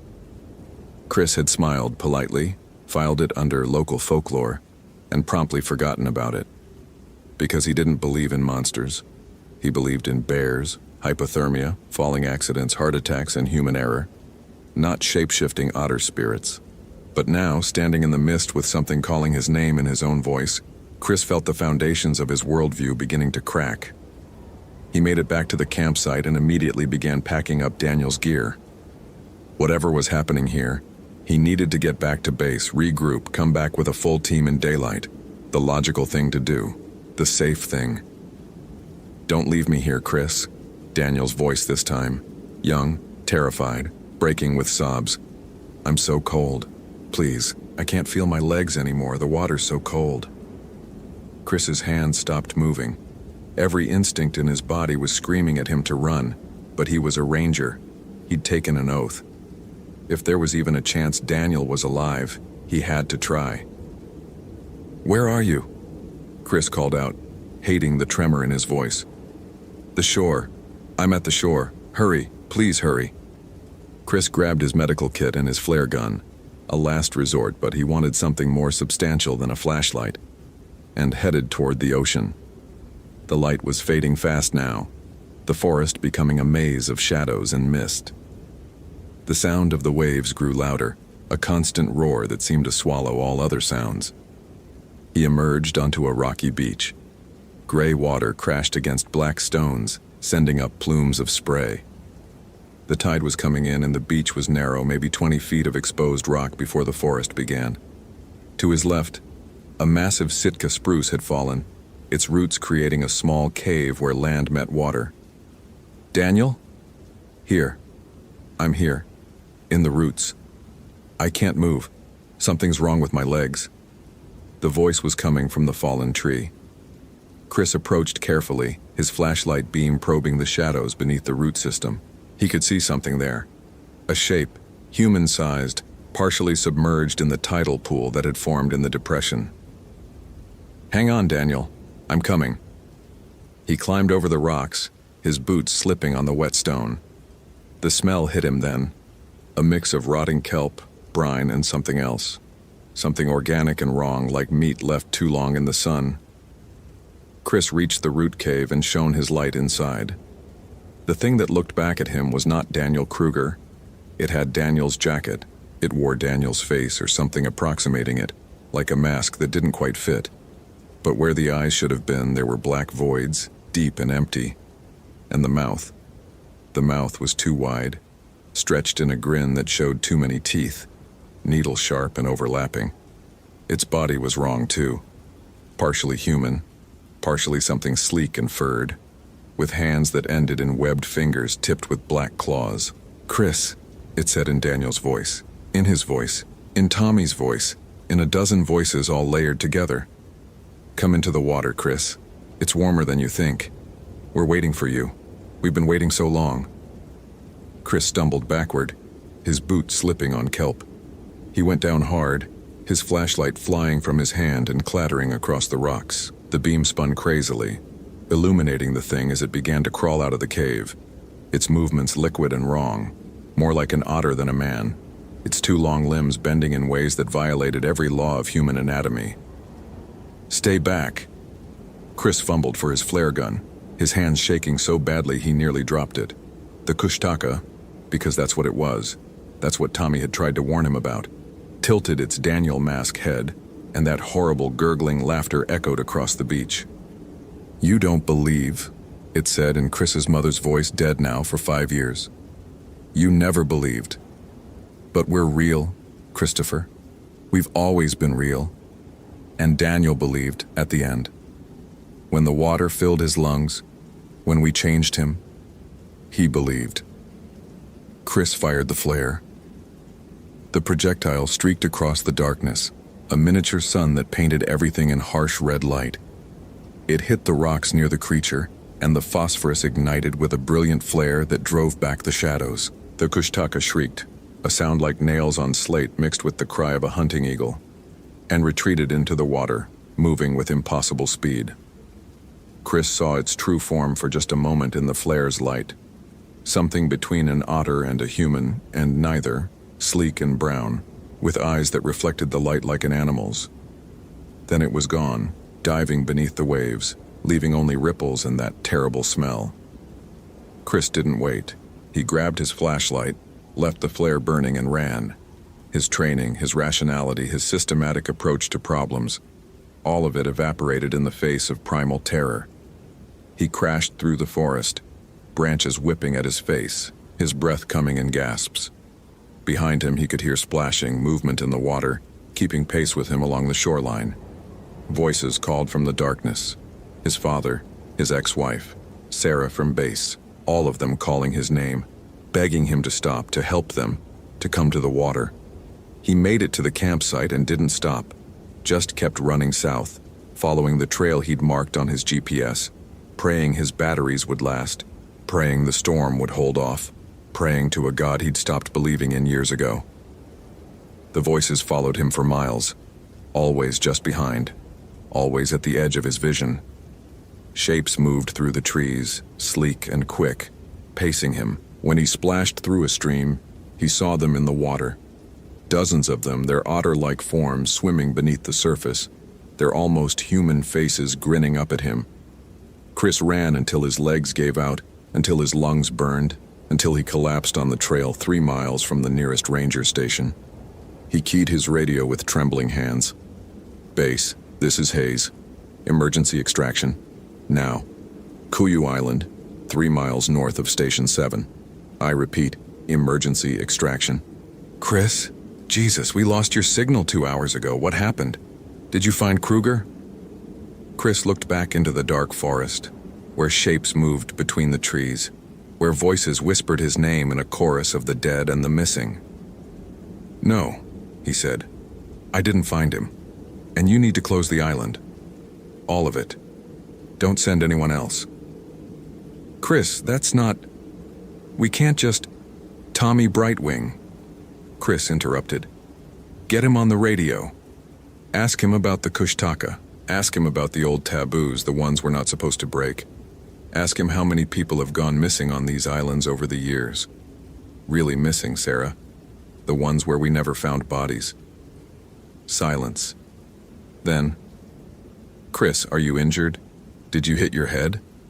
He laughed, a sound that was dangerously close to the gurgling laughter he'd heard on the beach. "I'm fine. Perfectly fine. Except I just saw something that shouldn't exist. Something from a story. Something real. Helicopters en route. ETA 20 minutes. Can you hold position?" "Yes." Chris kept his eyes on the forest. The shapes were still there, watching, waiting. "But tell them to hurry. And tell them not to listen to any voices calling from the trees, no matter how familiar they sound." The next 20 minutes were the longest of Chris's life. He sat with his back against a tree, his flare gun reloaded, his flashlight beam cutting through the mist. The voices never stopped. His mother begged him to come home. His father told him he was proud. Sarah said there was an emergency at the base. He needed to come right now. Daniel Kruger screamed for help from a dozen different directions. Chris didn't move, didn't respond, just kept his eyes open and his weapon ready and waited for the sound of rotor blades. When the helicopter finally appeared, its spotlight turning night into day, Chris saw them clearly in the brilliant white light. Dozens of Kushtaka, standing at the edge of the clearing, their otter-like bodies upright, their almost human faces watching him with ancient, hungry intelligence. Some wore faces he recognized, missing hikers from over the years, people whose cases had gone cold, whose bodies were never recovered. And there, at the front of the group, wearing Daniel Kruger's face like an ill-fitting mask, was the thing from the cave. It raised one webbed hand in a gesture that might have been a wave, might have been a promise. Chris climbed into the helicopter without looking back.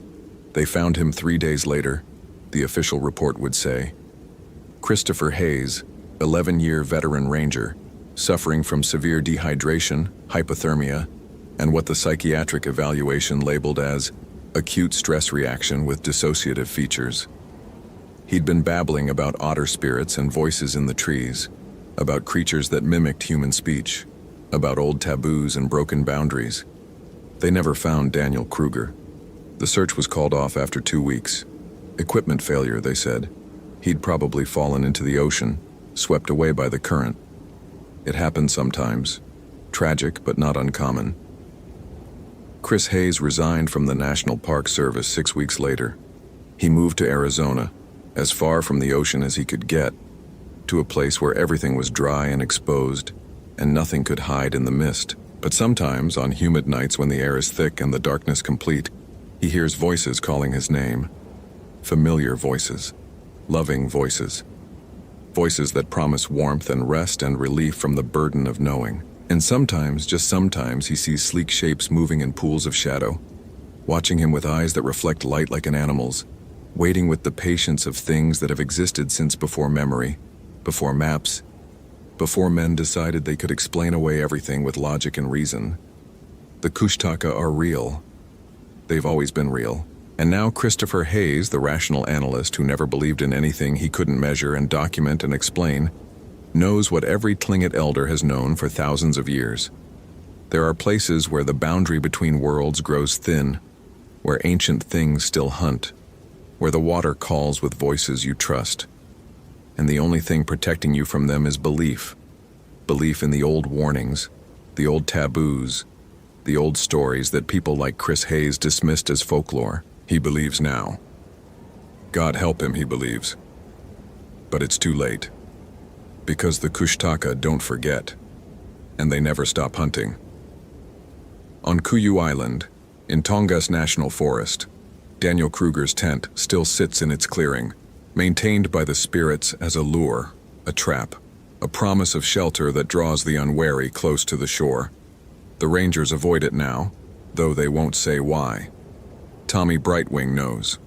The elders know. And somewhere in the mist and the rain and the endless green of the Alaskan wilderness, the Kushtaka are singing. Singing in the voices of everyone who ever went into the water and didn't come back. Singing in the voices of mothers and fathers and lovers and friends.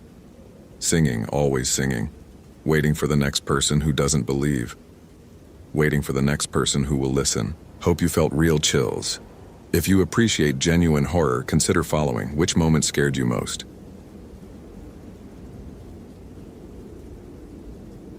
The ferry's diesel engine coughed twice before dying completely, leaving Christopher Brennan alone on the rusted dock with his equipment cases and a growing sense of irritation. The captain, a weathered man named Dutch, who'd said maybe 10 words during the 3-hour crossing from Copper Harbor, was already reversing away from Isle Royale's rocky shore, his boat's wake sending gray wavelets against the pilings. "Ferry runs again in 5 days," Dutch had said, his only advice before departing. "Weather holds." Chris watched the boat shrink against Lake Superior's slate-colored expanse, then checked his phone. 1 bar of signal, flickering. By tomorrow, it would be gone entirely. He'd been to dozens of remote research sites, but Isle Royale's isolation was uniquely absolute. A 45-mile-long island fortress surrounded by the world's largest freshwater lake, close enough to see Canada's distant shore on clear days, but utterly cut off from civilization. Perfect for the wolf-moose predation study he and Hannah had been planning for 8 months. Less perfect for the circumstances that had brought him here alone. Chris shouldered his pack and started up the trail toward Rock Harbor Ranger Station, his boots finding familiar purchase on the worn path. He'd been here twice before, knew the island's Byzantine trail system, understood its weather patterns and wildlife behavior. What he didn't understand, what made his jaw clench with scientific frustration, was why Hannah Reeves, his research assistant and former graduate student, had stopped responding to his messages 4 days ago, why the Rangers had found her camp in what they'd cryptically described as disturbing condition, and why Park Superintendent Sarah Blackwood had personally called him with a tone that suggested something beyond a typical missing person situation. The ranger station materialized through a screen of white pines, its log construction weathered silver gray. Sarah was waiting on the porch, her posture rigid. Next to her stood an older native man Chris didn't recognize, his deeply lined face framed by long gray hair tied back with red cloth. Dr. Brennan. Sarah's greeting lacked her usual warmth. "Thank you for coming so quickly. Where's Hannah?" Chris set down his equipment case. "Your message said she was missing, but I need specifics. How long since last contact? What's the search status?" Sarah exchanged a glance with the older man before answering. 4 days since she missed her scheduled check-in. We found her camp yesterday." She paused, choosing words carefully. "It's better if you see it yourself, but first, this is Joseph Ashkey. He's..." "Ojibwe elder," the man interrupted quietly, his eyes fixed on Chris with unsettling intensity. "I know why the woman disappeared.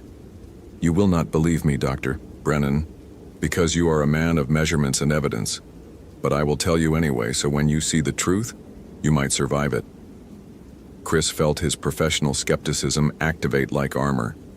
Over his 15-year career in wildlife biology, he'd encountered countless locals who attributed natural predation patterns to cryptids, who saw supernatural forces in simple animal behavior. He'd published 3 papers debunking supposed dogman sightings in Michigan's Upper Peninsula, had exposed a fake Bigfoot trail camera video that had gone viral, had built a reputation as the scientific community's go-to expert for separating folklore from fact. "Mr. Ashkey, I appreciate your concern, but I'm here to find my research assistant using established search and rescue protocols. If you have practical information about her last known location..." "Wendigo," Joseph said flatly. "The winter that walks. The hunger that cannot be satisfied." The word hung in the cool October air. Chris had heard it before, had even included a section about Wendigo mythology in his book, Apex Predators and Cultural Mythology. He'd been quite thorough in explaining how starvation-induced psychosis in isolated trappers had been reinterpreted through indigenous folklore into a cannibal spirit narrative. Wendigo is a cultural metaphor, Chris said with strained patience. A psychological phenomenon. Come see her camp, Sarah interrupted. Then we'll talk. The hike to Hannah's research site took 90 minutes, following the Greenstone Ridge Trail through forests already stripped half bare by autumn winds. Sarah maintained a brisk pace, her radio crackling occasionally with static distorted check-ins from other rangers conducting grid searches. Joseph followed silently, his presence somehow making Chris more uncomfortable than Sarah's obvious anxiety. They climbed through groves of birch and maple, descended into valleys thick with spruce, crossed rocky outcroppings that offered glimpses of Lake Superior's endless gray. Chris had walked these trails with Hannah just 6 weeks ago, plotting survey points, discussing wolfpack territories, arguing cheerfully about statistical models. She'd been excited about this solo data collection stint, eager to prove herself capable of independent fieldwork. The memory made his chest tight. Hannah was 26, brilliant, cautious, not someone who made fatal mistakes in wilderness environments. Here, Sarah said finally, stopping at a trail marker. Her camp's another 100 yards off trail. I need to warn you. It's not what you'd expect from an experienced researcher. Chris followed her through thick underbrush into a small clearing that must have seemed ideal for a base camp. Relatively flat, near a creek, sheltered by old-growth pines. But the scene that greeted him made his analytical mind stutter. Hannah's tent stood intact, but the rest of her camp looked like it had been caught in a localized tornado. Equipment scattered in a perfect circle radiating from the tent's entrance. Solar chargers, cooking gear, specimen containers, all thrown outward with such force that several items were embedded in tree trunks. Her camp chair had been snapped in half and twisted into an impossible spiral. The fire ring stones were scattered, but the ground where they'd been was scorched in a pattern that resembled reaching fingers. Jesus. Chris approached slowly, his scientific training automatically cataloging details. What could do this? Bear? Storm? Bears don't arrange things in geometric patterns, Sarah said quietly. She was right.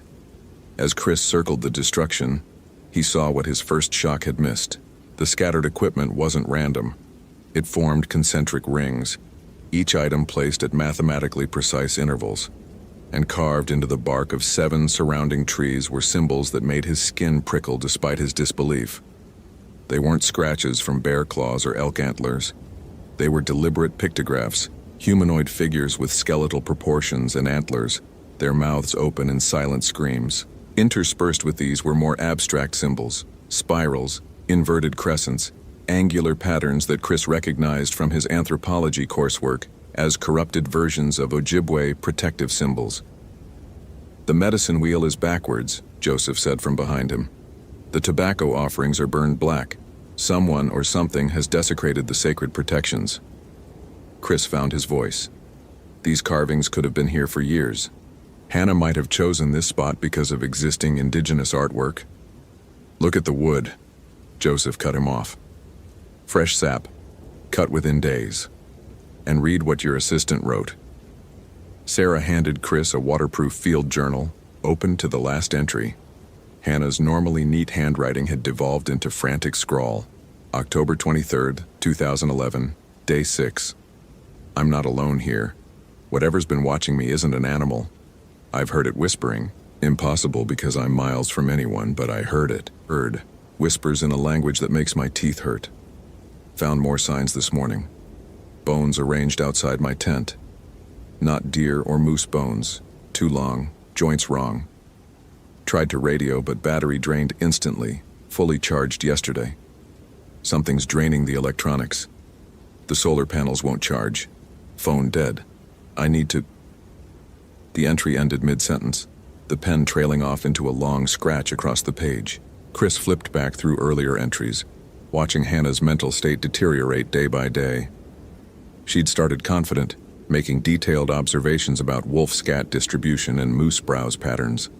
By day 3, she was noting strange feelings of being observed. Day 4 brought mentions of impossible tracks, humanoid but wrong proportions, 6-foot stride. Day 5 described finding a gutted deer hung upside down from a branch 20 feet high, its organs missing but no blood on the ground below. She was experiencing isolation psychosis, Chris said, but his voice lacked conviction. Sensory deprivation can cause... The deer is real, Sarah interrupted. We found it. Still there. You want to see it? 20 minutes deeper into the forest, they reached a massive oak where something that had once been a white-tailed deer hung from a branch no climbing predator could reach. The carcass had been split sternum to pelvis with surgical precision, emptied completely and the hide pulled back to expose ribs that gleamed white in the filtered sunlight. But most disturbing was the arrangement below. The deer's organs laid out on the forest floor in an anatomically correct display, as if something had carefully unpacked the animal to study its internal geography. Chris's scientific detachment finally cracked. This wasn't natural predation. It wasn't even human butchering. Wrong tools, wrong technique, wrong purpose. The precision suggested intelligence, but the total lack of practical reason suggested madness. Wendigo doesn't hunt for food, Joseph said, his voice heavy with resignation. It hunts because hunger is all it knows. Hunger that grows with each victim consumed, that can never be satisfied. Your assistant learned our stories were not metaphor. There has to be an explanation. Chris started, but his protest sounded hollow even to himself. There is. Joseph met his eyes. My people have known it for generations. In the hardest winters, when starvation strips away humanity, some cross the line into forbidden sustenance. They eat the flesh of their own kind, and in doing so, they invite the Wendigo spirit, or become it themselves. There are conflicting interpretations, but the result is the same. A thing that was human becomes something else, something that grows taller and more skeletal with each victim, that moves faster than any natural animal, that whispers in the old language to draw more prey, Chris wanted to argue, to cite statistics and animal behavior studies to explain this rationally. But his throat had gone dry, because Hannah's journal had mentioned whispers, and because he'd felt it too since arriving on the island, that crawling sensation of hostile observation, of being sized up by an intelligence that calculated and planned. If this story is giving you chills, follow for more quality terror. Could you survive in Chris's place? Sarah's radio crackled. Blackwood, this is Patterson. Found something at the abandoned mine site. You need to see this. They hiked north toward the old Minong copper mine, abandoned since the 1870s, but still scarring the landscape with open shafts and collapsed structures. Chris's mind raced through possibilities, each more desperate than the last. Hoax, cult activity, serial killer. Anything but the impossible explanation Joseph offered so calmly. The mine entrance yawned before them, a black mouth in the hillside, timber supports rotted and sagging. Ranger Patterson waited outside, her face pale. There are bones, she said without preamble. A lot of bones. And... She swallowed hard. Something moved down there. Something big. Sarah unclipped her maglite. Stay here, Patterson. Dr. Brennan. Joseph. You coming? Every rational instinct screamed at Chris to refuse, but Hannah might be down there, injured, hiding, needing rescue.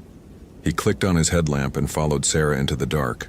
The mine shaft descended at a steep angle, the air growing colder with each step. Their lights carved narrow tunnels through absolute blackness, revealing rusted rails and deteriorating support beams. The smell hit Chris 30 yards in, a combination of rot and something sharper, almost chemical. Decay and disease. There, Sarah breathed, her light finding the tunnel floor. Bones. Dozens, no, hundreds of bones, arranged in radiating patterns that covered the mine floor like macabre artwork. Deer, moose, wolves, and scattered among the animal remains, human bones. Skulls with the tops removed. Femurs cracked open lengthwise. Rib cages split and splayed. Chris felt his scientific worldview crumbling. This wasn't natural.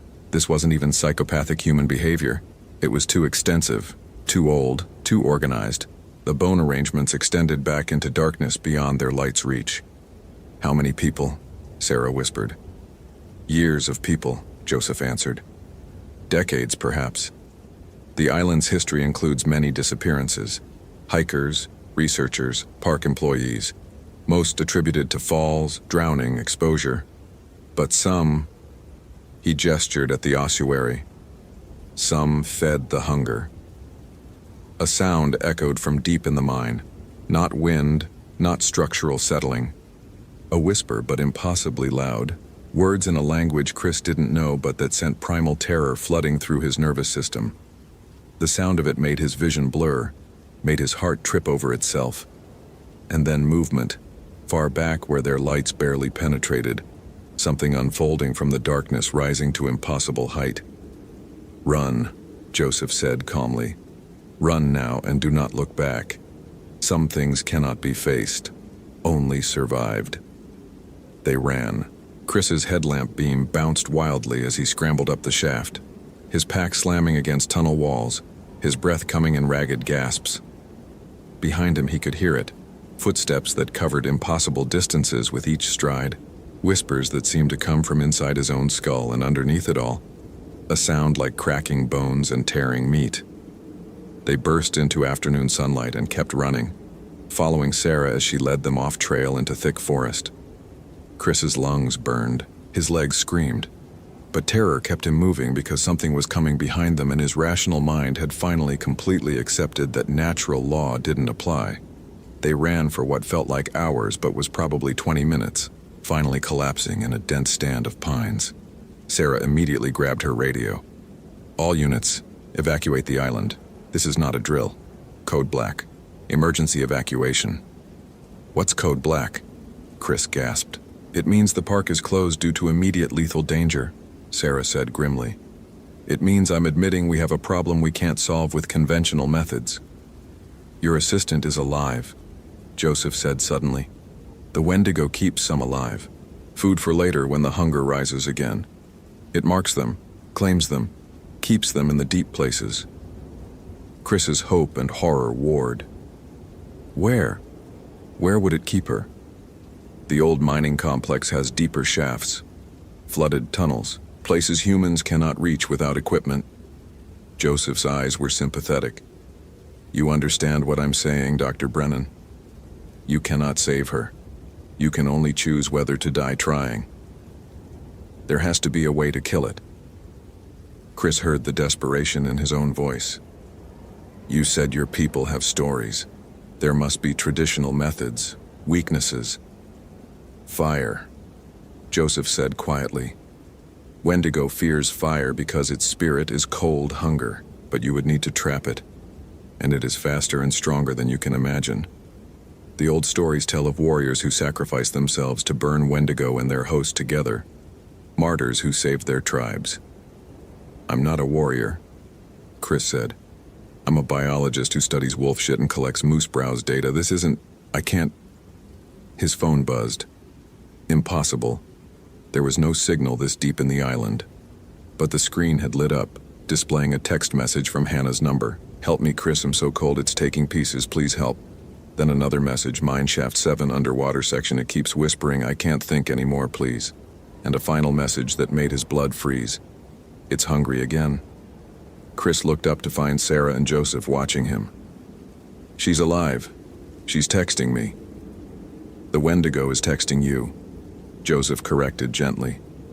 Using her phone, drawing you in. It has learned human tools, human communication. It has had many years to study its prey. I don't care. Chris surprised himself with the vehemence. She's my responsibility, I brought her here. Sarah grabbed his arm. Dr. Brennan, Chris, you can't save someone from something that shouldn't exist. The best thing we can do is get off this island and come back with what? Firepower. This isn't something we can shoot. But Chris was already digging through his pack, taking inventory. Waterproof matches, emergency flares, a diving headlamp he'd brought for underwater vegetation surveys, his knife, rope. And in the ranger station, he knew, were diving tanks, because the Park Service occasionally had to retrieve drowning victims or inspect underwater trail sections. I can reach the flooded shafts, he said. If I'm fast, if I'm smart. If you're lucky, Joseph interrupted, but luck runs thin in the presence of such creatures. However, the elder studied Chris with new respect. You have courage. Foolish courage, but courage nonetheless. I will help you, though I am old and cannot run far. I know the traditional preparations, the tobacco offerings, the sacred words, A shriek split the forest, so loud and wrong that birds exploded from trees half a mile away. It was human and animal in neither, a sound of rage and hunger, and something that might have been laughter. It knows we're discussing it, Joseph said calmly. It knows you're planning, and it's excited. You'll be the most interesting prey it's had in years, Dr. Brennan. An unbeliever forced to believe. Delicious irony for a creature that understands human nature intimately. They made it back to the ranger station as twilight turned the forest into a maze of shadows. Sarah dispatched her remaining rangers to the harbor, ordering everyone onto the emergency response boat. She would stay with Chris, she insisted, though he could see the fear in her eyes. The three of them prepared through the evening. Chris reviewed the mine complex maps identifying Shaft 7's flooded sections. Sarah gathered diving equipment, flares, rope, emergency beacons. Joseph performed rituals Chris would have mocked 48 hours ago, burning tobacco, speaking prayers in Ojibwe, marking stones with symbols Chris now recognized as protective wards. These may help, Joseph said, hanging a small leather pouch around Chris's neck. They may not. The Wendigo is strong because belief makes it strong, and you still doubt, Dr. Brennan. Even now, part of you looks for scientific explanations. I'm trying to believe, Chris said. What I saw in that mine, you saw evidence, but you haven't accepted the reality. Until you do, you'll be vulnerable. Joseph's weathered hand gripped Chris's shoulder. When you face it, and you will face it, remember that Wendigo was human once. Deep inside, buried under hunger and corruption, there's still a spark of what it was. That's what makes it so terrible.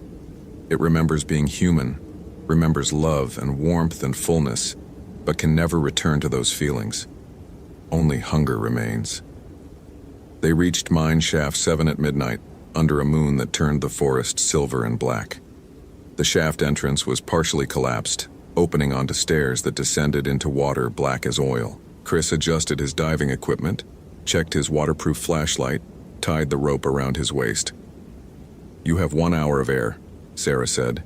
If you're not back in 90 minutes, I'm sending for help and leaving. Understand? Chris nodded, unable to speak past the terror clawing at his throat.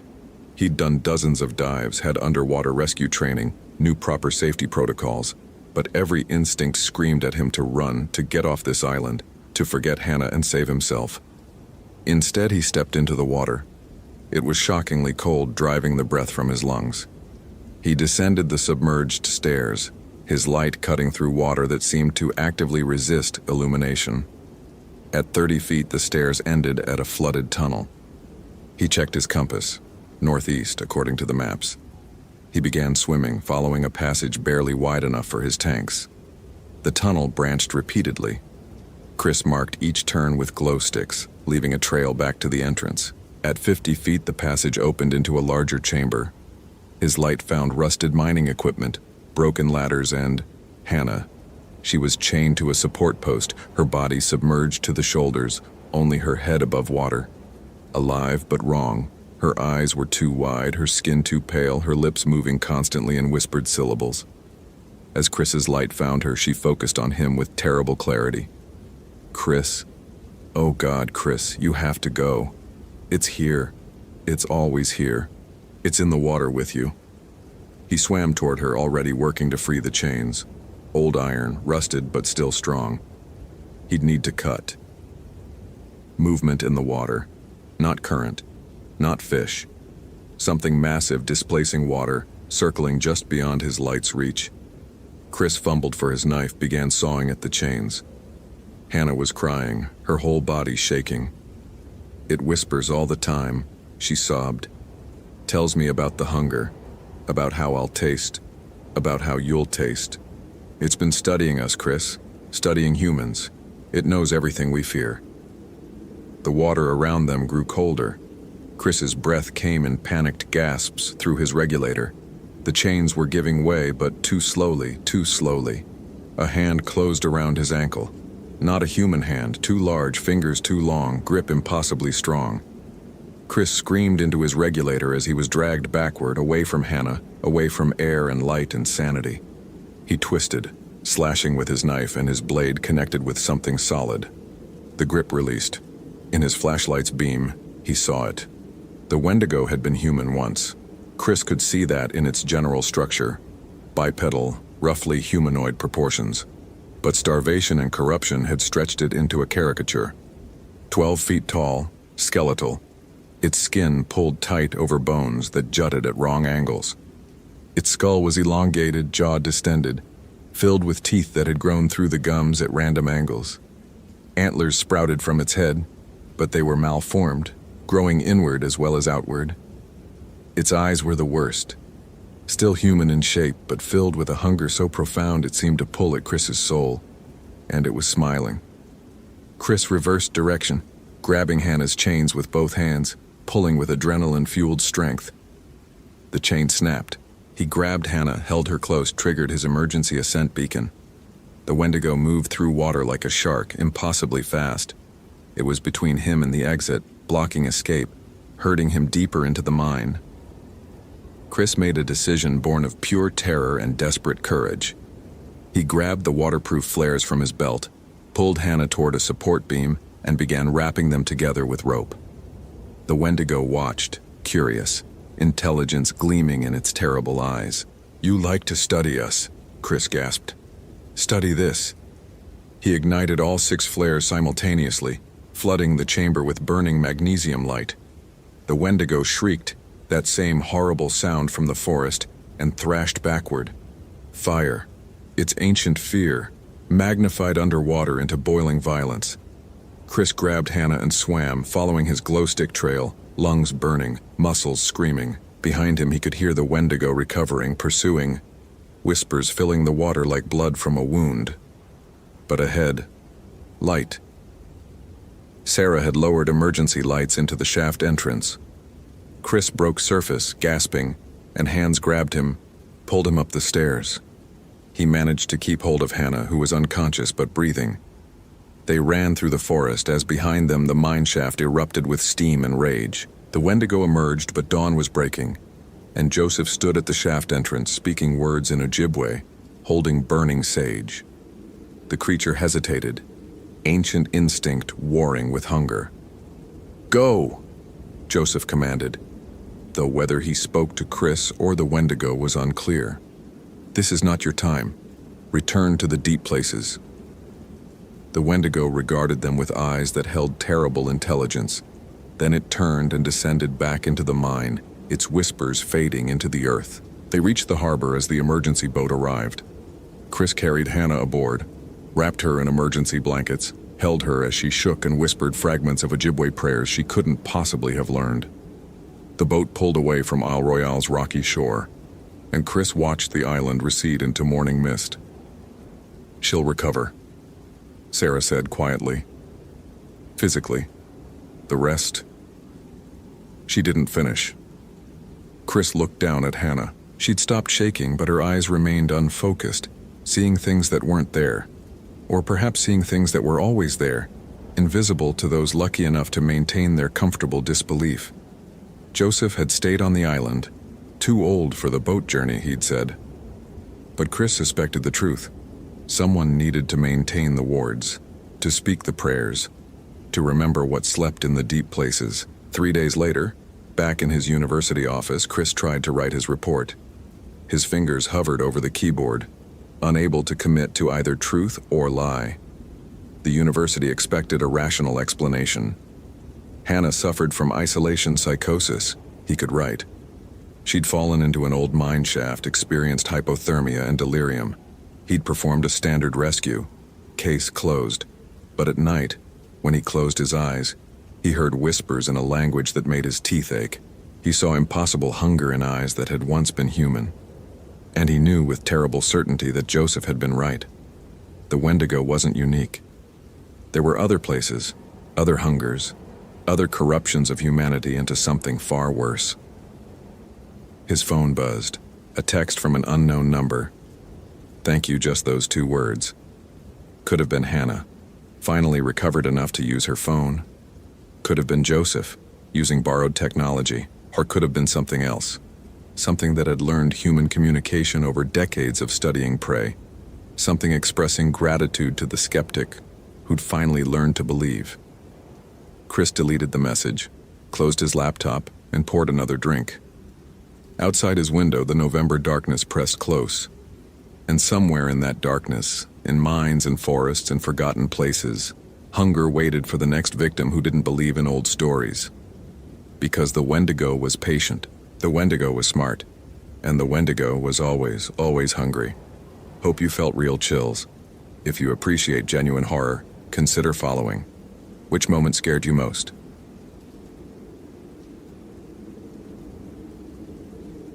Robert Hayes had built his career on a simple premise. Everything has an explanation. For 12 years, he'd made comfortable living exposing fraudulent psychics, debunking haunted houses, and writing scathing articles that reduced ghost hunters to punchlines. His blog, Skeptic's Scalpel, had over 200,000 followers who enjoyed watching him dismantle supernatural claims with surgical precision. He'd never met a paranormal phenomenon he couldn't explain with logic, psychology, or simple trickery. That confidence carried him through the fog-shrouded parking lot of Olympic National Park's Hoh Rainforest trailhead on a gray October morning in 2009.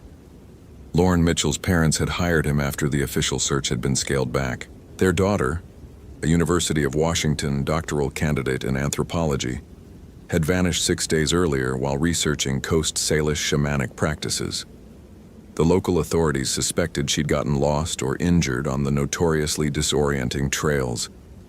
Her parents suspected something else, something they were too frightened to name. Rob suspected neither.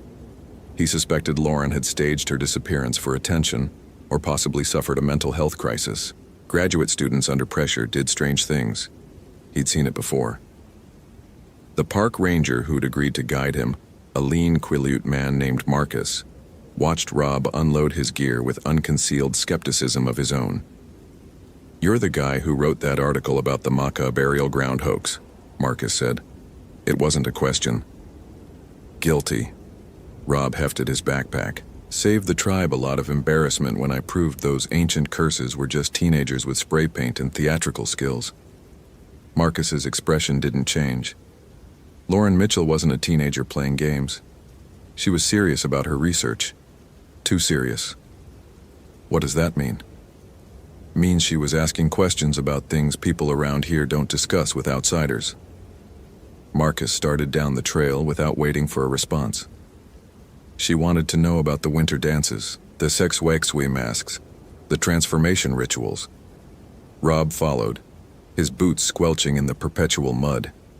The Hoh Rainforest was unlike any forest he'd ever seen. A primordial tunnel of enormous Sitka spruce and western hemlock draped in club moss and ferns.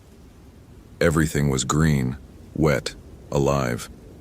The canopy blocked most of the sky, creating a cathedral dimness even at mid-morning.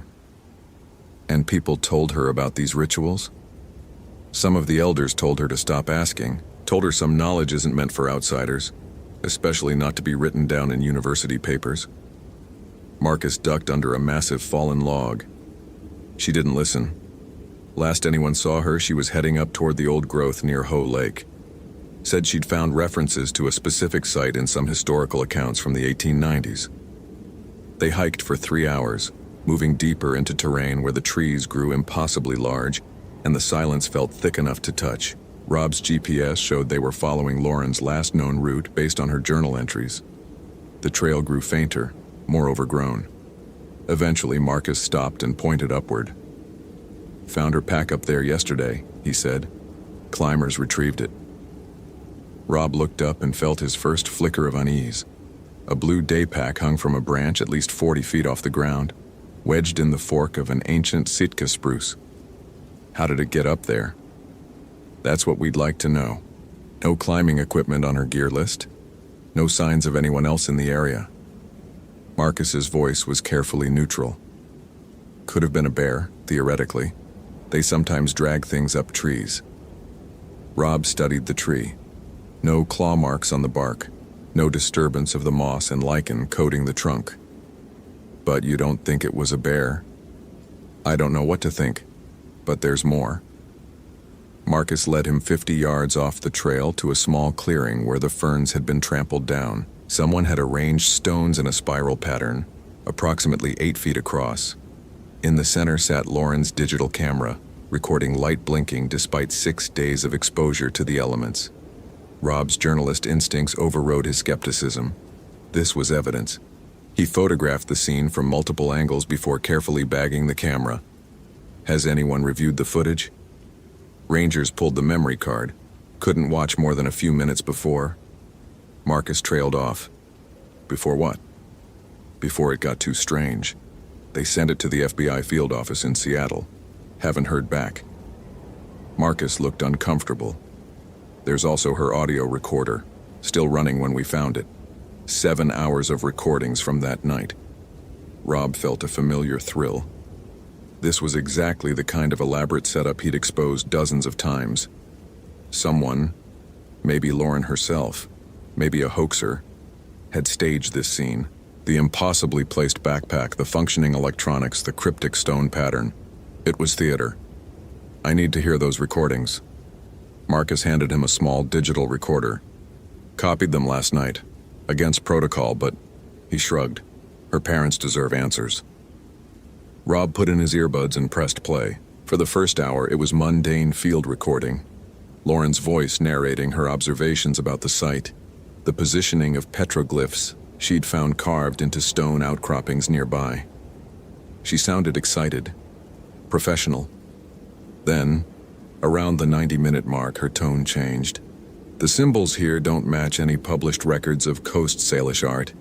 They're older, much older, and they're arranged in a very specific pattern that corresponds to descriptions of SXWexWe transformation sites I found in Father Durieux's private letters from 1892. He called them devil dances, but the Lummi elder I interviewed said they were doorways, places where the boundary between our world and something else grew thin. Rob rolled his eyes. Typical anthropologist getting swept up in romantic notions about ancient mysteries. He fast-forwarded, hearing Lauren set up her tent, start a fire, eat dinner, normal camping sounds. Then, around hour 4, her voice again, but different, frightened. There's something out there, something big.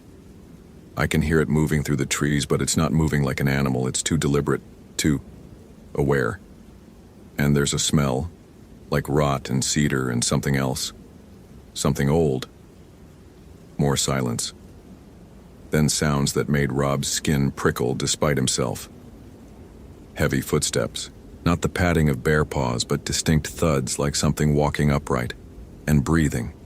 Deep, rasping breathing that sounded wrong. Too wet, too labored. Lauren's whisper.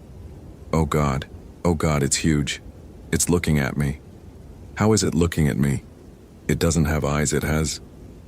The recording dissolved into static, then screaming. Not the scream of someone startled or in pain, but a sound of pure existential terror. The kind of scream that comes from confronting something the human mind isn't equipped to process. It lasted for 37 seconds. Rob timed it. Then silence again. Then sounds he couldn't identify. Wet, tearing sounds in a voice that definitely wasn't Lauren's, chanting in a language he didn't recognize. When the recording ended, Rob found his hands were shaking. He steadied them with effort. Sound effects, he said aloud. She was creating an audio drama. Maybe for her research, maybe she was planning to... But even as he said it, he didn't believe it. He'd heard fear before, real fear. And what was on that recording was genuine.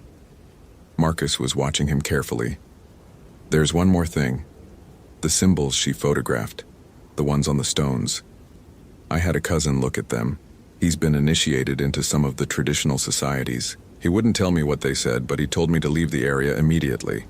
Said whoever carved those symbols was calling something. Specifically calling Tsonokwa. Tsonokwa? Rob was already pulling out his phone, trying to get a signal to research it. Nothing. No service this deep in the forest. Wild woman of the woods. Different tribes have different names. Zunukwa, Disonokwa. She's a giant, a cannibal. Takes children who wander too far from home, carries them away in her basket. The old stories say she makes a sound like this. Marcus made a low humming sound that somehow carried a note of hunger. And that sound means you're being hunted. Rob felt obligated to push back. You're talking about a fairy tale. A cautionary story to keep kids from wandering off. Maybe. Marcus started walking back toward the trail. But my great-grandmother saw one when she was a girl, 1947, up near Lake Ozette. She never told that story without crying. If this story is giving you chills, follow for more quality terror. Could you survive in Rob's place? Rob spent that night in the ranger station, reviewing Lauren's photographs on his laptop. The images were extraordinary. Ancient petroglyphs carved into basalt outcroppings depicting figures that weren't quite human. Tall, elongated beings with skeletal features and gaping mouths. Some carried baskets on their backs.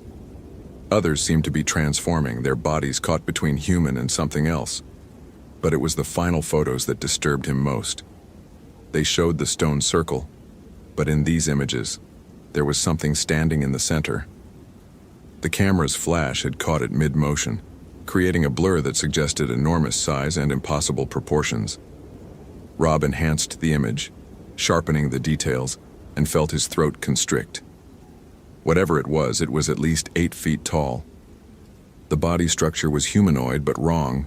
Arms too long, torso too broad, head oddly shaped.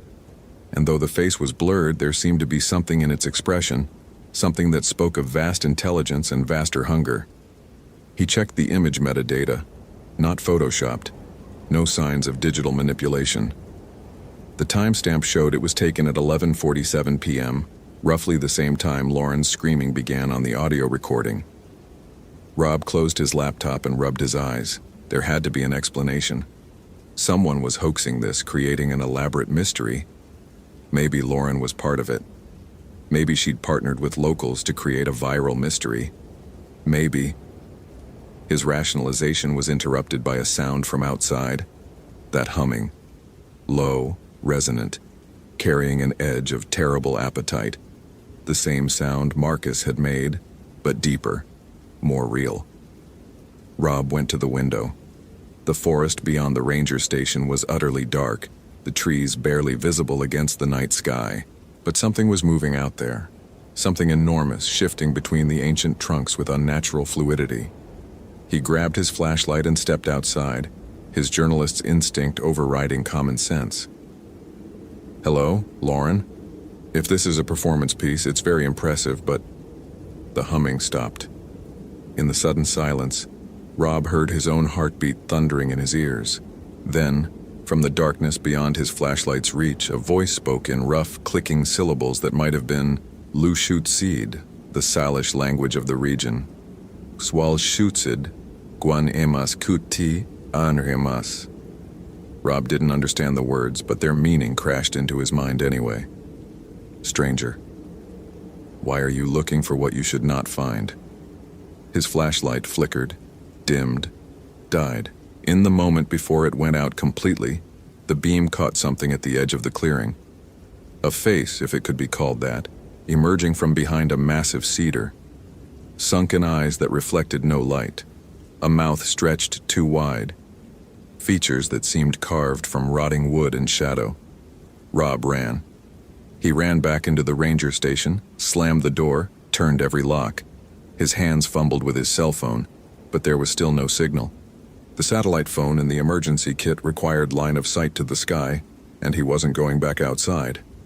He spent the night pressed against the interior wall, listening to sounds circling the building. Heavy footsteps, the scrape of something massive dragging against the exterior walls, and that humming rising and falling like a lullaby sung by something that had forgotten how to be human. When dawn finally came, Rob emerged to find deep gouges in the station's log walls, as if something had tested their strength with claws the size of railroad spikes. In the mud near the door, A single footprint, 18 inches long, broader than any bear's, with 5 distinct toe impressions that looked almost human. Marcus arrived at 7 a.m. and stopped dead when he saw Rob's face. "You heard it. I saw it." The words came out hollow. "Marcus, I've spent my entire career proving this stuff isn't real. I've exposed hundreds of frauds. This can't be." But it is. Marcus examined the claw marks. "Tsonoqua.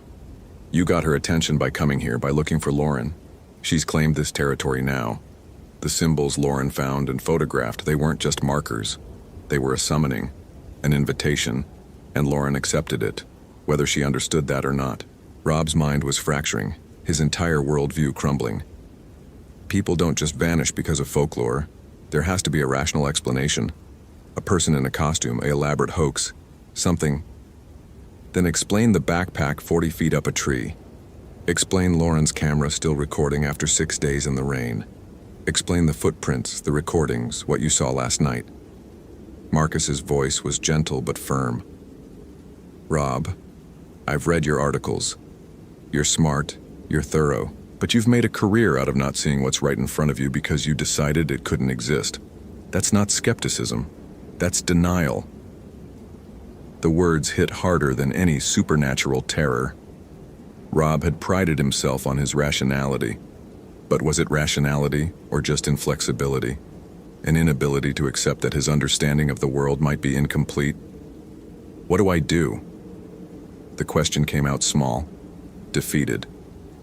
If this thing is real, if it has Lauren, then she's gone, taken into Tsonoqua's world. The old stories say there's no coming back from that. Marcus paused. Unless what? Unless someone follows the old ways, makes the right offerings, speaks the right words, performs the transformation dance. Marcus looked deeply uncomfortable.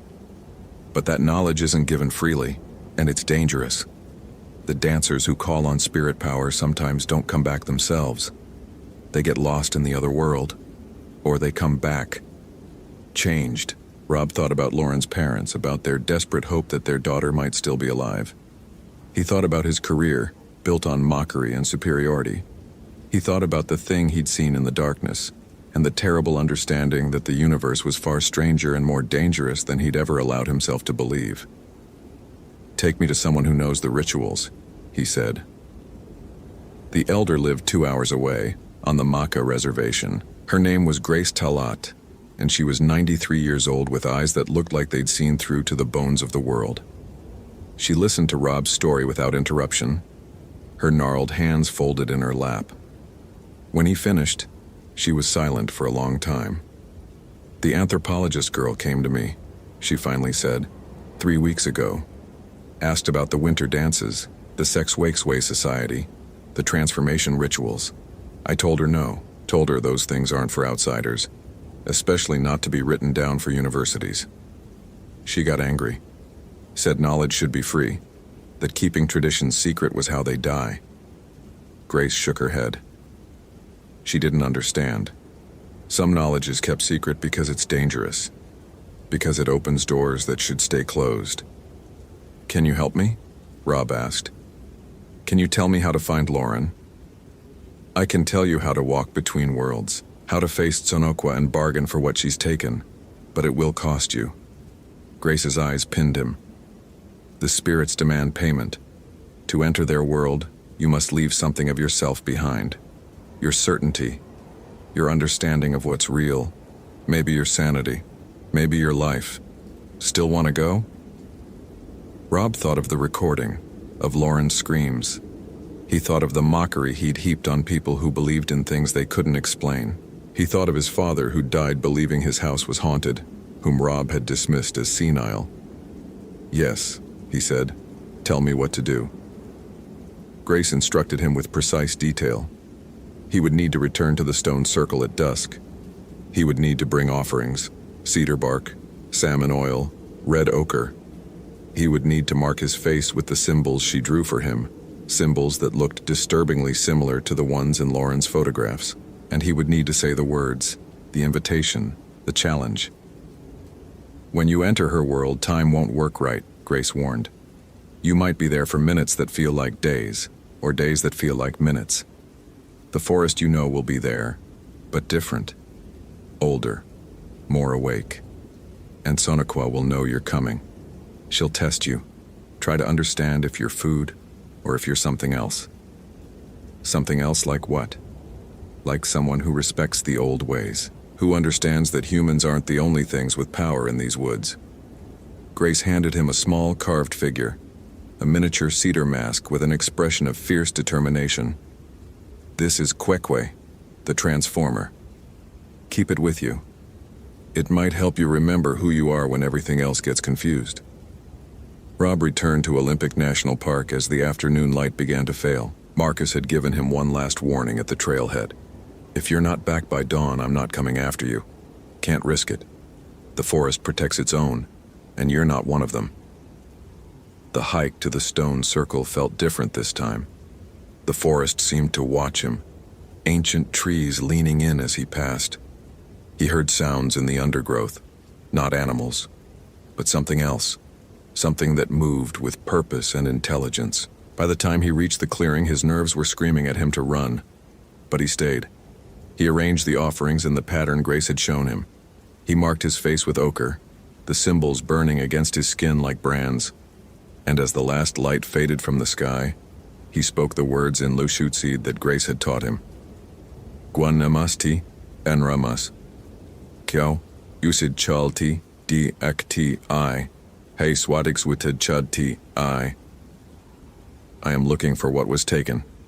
I come as a seeker, not an enemy. I will walk your path. The forest went silent. Completely silent. No wind, no insects, no distant birds. The air grew thick, heavy with a presence that pressed against Rob's skin like cold water. And then the humming began. It came from everywhere and nowhere, a sound that bypassed his ears and resonated directly in his chest. The stone circle beneath his feet began to glow with a faint phosphorescence, lines of light connecting each stone in a pattern that hurt to look at directly. The trees around the clearing seemed to stretch taller, their trunks becoming pillars holding up a sky that was suddenly filled with stars he'd never seen before. Constellations that formed shapes of running figures and gaping mouths. Rob felt the transformation begin. The world he knew was sliding away, replaced by something older, something that existed alongside the familiar forest, but on a different frequency. Colors shifted into ranges his eyes shouldn't be able to perceive. Sounds contained meanings beyond their acoustic properties. The distinction between his body and the forest around him began to blur. And then she was there. Sonequa stepped out from between two trees that hadn't existed a moment before, and Rob's mind recoiled from the sight of her. She was impossibly tall, 10 feet, 12 feet, growing larger as she approached. Her body was covered in thick, dark hair or fur that seemed to be made of shadow itself. Her face was a carved mask of wood and darkness, features frozen in an expression of eternal hunger. Eye sockets held embers instead of eyes. Her mouth gaped wide enough to swallow a man whole, revealing teeth like obsidian blades. She carried an enormous woven cedar basket on her back, and from within it Rob heard sounds, crying, moaning, voices calling out in languages dead for centuries. The humming grew louder, and Rob understood it now. It wasn't a sound, it was a question. Are you food? His entire body shook with primal terror. Every instinct screamed at him to run, to flee, to abandon this insane quest and accept that some things couldn't be found. But he forced himself to stand still, to meet those ember eyes, to speak. I've come for Lauren Mitchell. She's mine to protect, and I claim her back. Sonequa's laugh was like rocks grinding together in an avalanche. When she spoke, her voice came from inside Rob's head, bypassing his ears entirely. Yours? The girl who violated our sacred places? Who took images of what should not be seen? Who spoke names that should not be spoken? The massive head tilted. She paid for her trespass. She feeds my hunger now. Why should I give her up to one who spent his life denying we exist? Rob felt the truth of her words like blows. He had denied, had mocked, had scorned, had built walls around his understanding of reality and defended them with arrogance. And now, facing something his rationality couldn't dismiss, he had no defense. "I was wrong," he said, and the admission felt like tearing out pieces of his identity. "I spent years not seeing because I was afraid. Afraid that if one impossible thing was real, then my entire understanding of the world would collapse. So I denied everything rather than admit I might be wrong about anything. And now your understanding has collapsed." Sonequa moved closer, her massive form blotting out the alien stars. "Now you stand in my world, small and confused, all your certainty stripped away. What makes you think I won't simply add you to my basket?" Rob's hand found the carved figure Grace had given him. Kwekwe, the transformer, the one who changed shape, who moved between worlds. He understood suddenly what Grace had been trying to tell him. Transformation wasn't just about going from one place to another. It was about becoming something new, about letting go of who you were to survive what came next. "Because I'm here to learn," he said, "because I'm willing to change." Lauren came with certainty, with academic arrogance. I'm coming with nothing, with the understanding that I know nothing. That's the difference. The ember eyes studied him. Time stretched. Rob felt himself aging, felt years passing in moments, or perhaps only seconds that felt like years. Grace was right. Time didn't work properly here. Finally, Sonequa reached into her basket. What she pulled out wasn't Lauren, at least not the Lauren from the photographs Rob had studied. This woman was thinner, paler, her eyes holding depths they hadn't possessed before. She moved like someone who'd forgotten how gravity worked, her gestures slow and uncertain. "She has walked in my world," Sonequa said. "She can't fully return to yours. Part of her will always remain here, always hunger as I hunger, always see what you cannot see. This is the price of violation. Do you accept this burden?" Rob looked at Lauren, saw the profound change in her, understood that whatever he brought back wouldn't be the woman who'd disappeared, but he also saw she was alive, aware, still essentially herself despite the transformation. "I accept," he said. Sonequa's laugh echoed across dimensions. "Then learn this, denier of truths. Your world and mine occupy the same space. We are the same forest, the same stones, the same darkness. You simply chose not to see, but now you cannot unsee. You will walk in both worlds for the rest of your days. You will hunger as I hunger, not for flesh but for understanding. And you will teach others that certainty is the enemy of truth." The massive hand reached out, and one claw-tipped finger touched Rob's forehead. Pain exploded through his skull, searing and absolute. He felt something fundamental break inside him, some wall that had separated rational from irrational, possible from impossible. When he opened his eyes, he was lying in the stone circle under a normal Olympic sky, gray with approaching dawn. Lauren lay beside him, breathing but unconscious, and Rob knew with terrible certainty that he would never be able to return to the life he'd known. He'd spent years insisting the world made sense, that everything had an explanation. Now he knew better. The world was vast and strange and filled with powers that didn't care about human understanding. His career as a debunker was over. He couldn't go back to mocking what he now knew was real. Marcus found them 2 hours later. He took one look at Rob's face and nodded, understanding without words what had happened. They carried Lauren down the mountain, and by the time they reached the ranger station, she was awake and speaking, though her words were disjointed, mixing English with Lushootseed and languages that had no names. The official report said Lauren had experienced a psychotic episode brought on by dehydration and exposure, that she'd created the elaborate scene as a result of academic stress and cultural appropriation guilt, that Rob had found her wandering the forest in a confused state. Rob didn't contradict the report. What was the point? He'd spent 12 years convincing people the supernatural didn't exist. He couldn't undo that with one story, especially not one that made him sound insane. But he deleted his blog, stopped taking cases, started researching folklore and mythology, not to debunk but to understand. He learned Lushootseed, spent time with tribal elders listening instead of interrogating, and every few months he returned to Olympic National Park, to the stone circle, to leave offerings. Sometimes, in the deepest part of the night, he heard the humming, a reminder that he'd walked between worlds, that he'd bargained with something older than civilization, that his certainty had been shattered and could never be rebuilt. Lauren recovered in her own way.